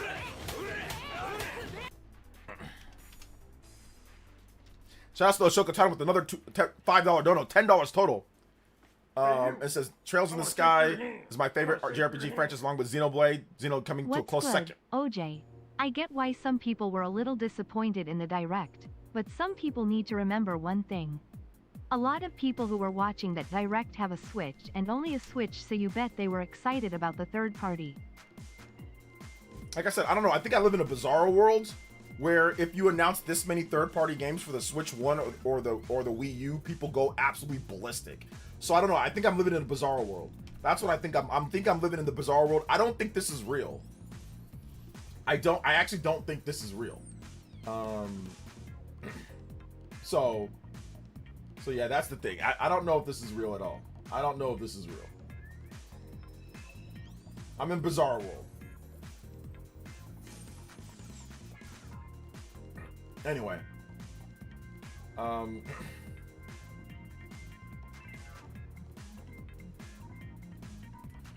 Make sure you guys hit that like button though. If you have not hit that like button, hit that like button. When people say the Steam Deck is better than Switch, my rebuttal is always, the soccer moms know what a Steam Deck is. Well, my rebuttal is Switch 2 clobbered it. So that's my rebuttal. It got clobbered. It's clobbering time. You know? it got clobbered. That's my rebuttal. But it's all good though. It is all good. People say third parties don't count because it's ports and they already played it. Well, that's a lie because you look at the sales numbers and the sales numbers are a fraction of the people that have a PlayStation 5 or Xbox. Like, Metaphor sold 2 million across PC, PlayStation 4, PlayStation 5, and Xbox Series. Yeah, you didn't already play it. You're a liar. Or at least not a lot of people played it. Otherwise, the sales would be way better. And I get it if it was like, you know, I don't know, like GTA 5. Yeah, everybody played that. Everybody, but funny enough, if they did GTA 5, people would probably be excited for that. But nah, everybody didn't play that. Shouts to DSP's electric bill. Let's see. A good direct for me is if there's a lot of content and someone is happy versus happy, call it a win. Directs are meant for the games to find new audiences. Yeah, and just to show what's coming off. My cousin didn't know what a Steam Deck was, much to my shock. I mean, most people don't know what a Steam Deck is. The large majority of people don't know what a Steam Deck is. I'm halfway into Romancing Saga 2, and who's the last 5 characters you beat the game with? It might be a spoiler if I say it, but I mean, I guess I'll just say it anyway. Ninja, Crusader, Holy Crusader, Ninja, Court Magician, Court Mage, Emperor, and Emperor and Imperial Guard, the big guy. Imperial Guard or Imperial whatever. Those were the 5 that I used, I think. I think this chat is showing how hard it is for Nintendo fans to shake off the label. They only care about Mario and Zelda. Well, no, most people agree with we need more than Mario and Zelda. Most people agree about that. Most people agree. Even in the chat here, most people agree. But I think a lot of people see what other people say. But no, trust me, when the sales numbers come out, you see the eShop sales numbers. People buy third-party games. Adventures of Elliot, that's a third-party game that was revealed at Nintendo Directs and stuff. So, like, people want third-party games. Otherwise, these third-party games wouldn't be charted at the top of the eShop charts when they come out. So people want a variety of different games. I don't listen to the people online. People online they're the loudest. Like the crazy Nintendo Land people, they're the minority when it comes down to it. Most people, the large majority of people that have the Switch 2 want a robust lineup of third-party games and like titles to come out. Most of them do. 99.9%. It's the small one, the loudest 1% that are crazy, you know? Would you consider streaming Pokemon Champions? I did stream Pokemon Champions once. I did stream it. So yeah, I can consider streaming it again. Yeah, I think I streamed it on my birthday.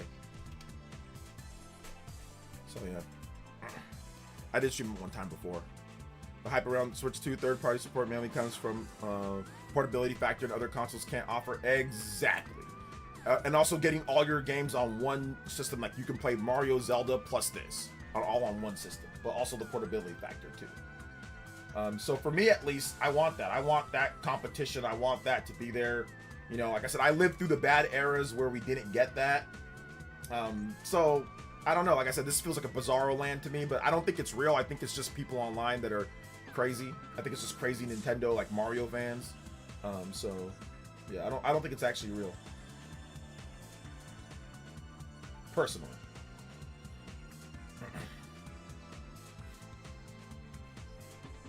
So I'm telling my PSN account, boy, he blocked me after I exposed when he said he played all the third-party games.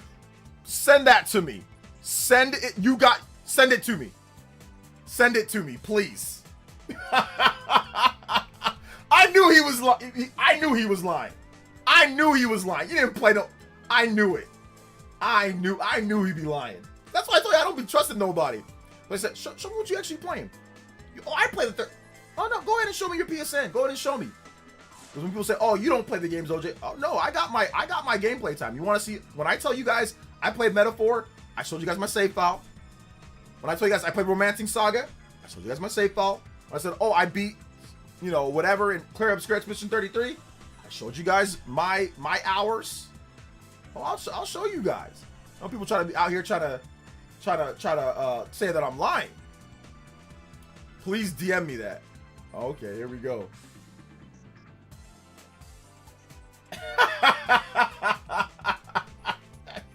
Sonic, no trophies in Grand Theft Auto 5, Pac-Man World Repack, Uncharted Legacy of Thieves Collection, Shadow of the Colossus. Ah!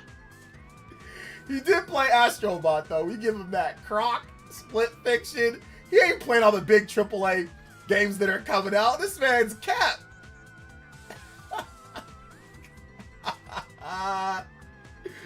Oh my gosh, yeah, that's a straight lie, bro. There's so many missing third-party games here. You did play FF7 Remake, but there's no Rebirth on here. Lying! Lying ass! Lying ass! Lion-O! Here's a JoJo to knowing it ain't real law. Yo, shout out to the JoJo boys. Yo, he blocked you after this one? Oh, of course. Yo, the block after this one, bro. He hit you with the block. I mean, I kind of knew, though. Only 33 games played.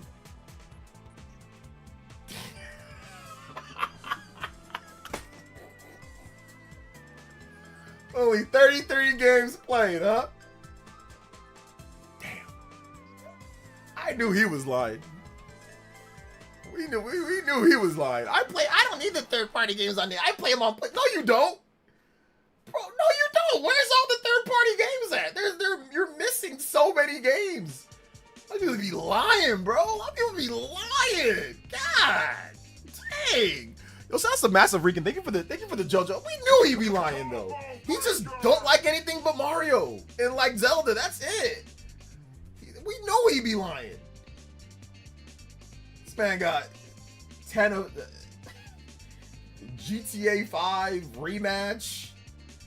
Astrobot, yeah, the only game you like Croc, you don't be playing. You just be playing games that like Klonoa, Plucky Squire, Sonic. Of course he be Sonic, 100% Sonic Cross Shadow Generations. Last Guardian did nothing. College football.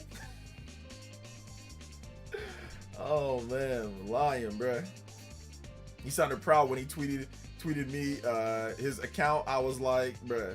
So wait, why did he block you though? If he tweeted you his account, why did he block you? I don't get it. He tweeted you his account. Yo, somebody send me the DM, like somebody on Twitter, like Dior or somebody here, send me the DM so I can have access to this.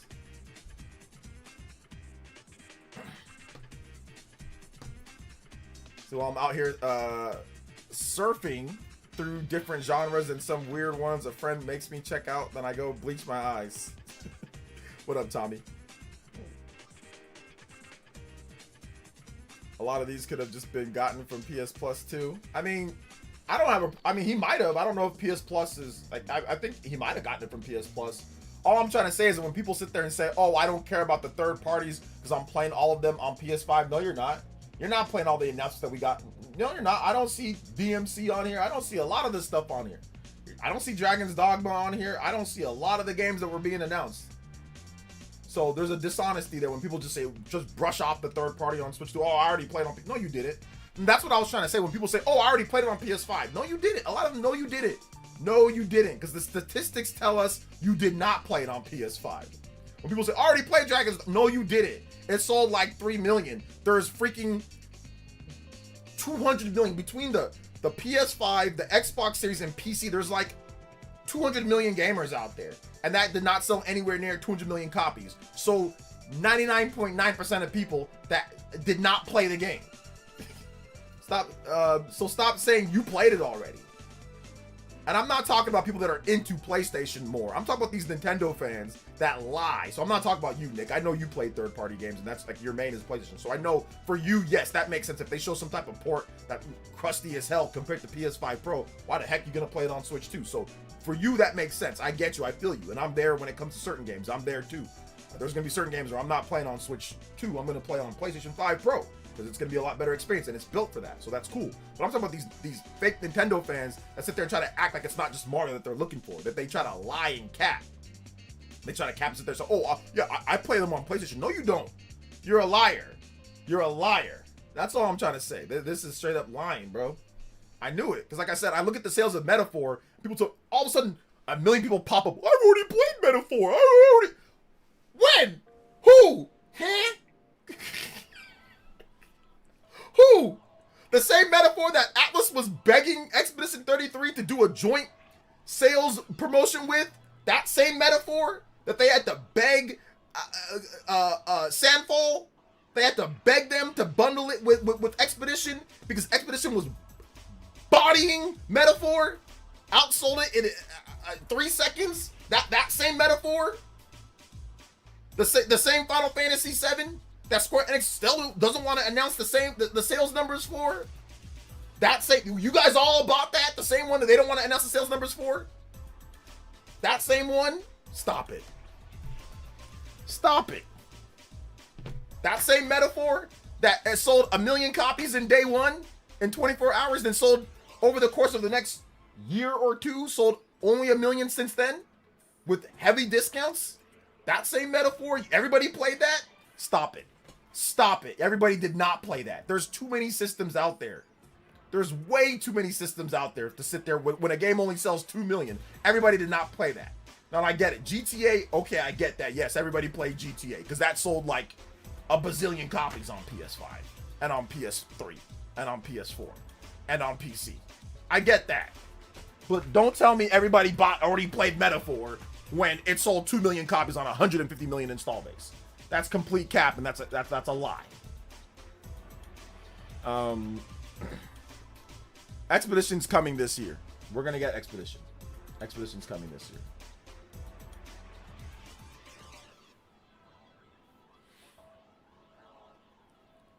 I saw Astrobot got to 4.5. I don't know if it's true. It's from the analytics, so I mean it could be around that, but I don't know how they do their things because I think Astrobot also there's like bundles, plus there's also other ways. Like I don't know. I don't know how accurate that is or not, and I don't think Sony's ever gonna update us on it. So I'm not sure what's going on there, but I know that it is selling a bit better in Japan based off of the sales numbers that we get from there. So I wouldn't be surprised if Astrobot definitely did better afterwards, you know, or it's doing okay, solid okay now at this point. But definitely obviously it would have been nice if it would have sold, you know, really good considering the quality of the game, but sometimes it doesn't work that way. But I think it was a very profitable game though. Probably a very profitable game because I don't think the development cost wasn't incredibly high compared to like a Last of Us Part 2, where you need to sell like 10 million copies. Like, you don't have to sell 10 million copies of Astrobot. You can sell 2, 3, 4, 5 million copies and you're good. So. But yeah, after I posted the link to his PSN profile a while back, everyone saw it and he didn't like that I exposed it and blocked you. But he posted his profile first. Why would he get mad? Why would he block you? Why would he block you over you posting his profile when he posted his profile first? That makes no sense. That would be like me posting my Switch 2 hours and my Switch 2 roundup, and then when somebody else reposts it, I get mad at that person, then block them. He publicly posted his profile in the first place. Why would he block you for reposting it? That doesn't make any sense.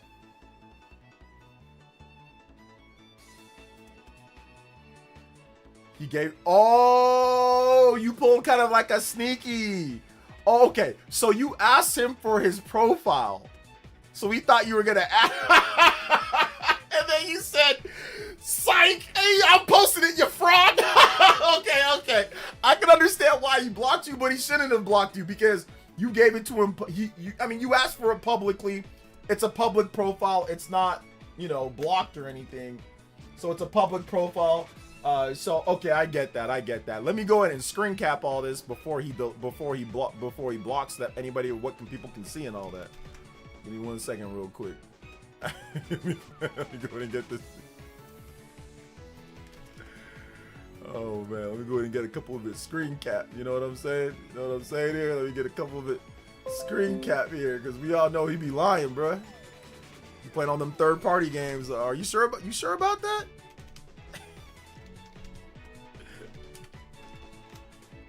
Let me get this saved up, because that dude be mad capping on Twitter at times. I don't like lying, bro. I don't care what you do. Play whatever you want, but don't lie. Don't lie out here, or don't be caught in a lie. At least if you want to lie, go ahead, but don't let us catch you in one. Don't let us catch you in one, bro. All right, hold up here. Let me get all this real quick. It don't take very long. It only took me a few seconds here. We don't got many games.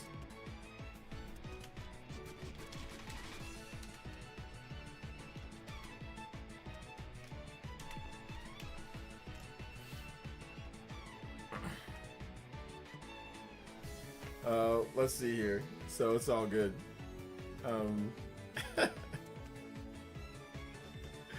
He said, let me add you as a friend. Psych! Psst. Psych! Expose, you liar. Mobius. Yo, Mobius, what's good, man? Thank you for the subscription. I appreciate that. I appreciate it. That's so funny, dude. That's so funny. So funny.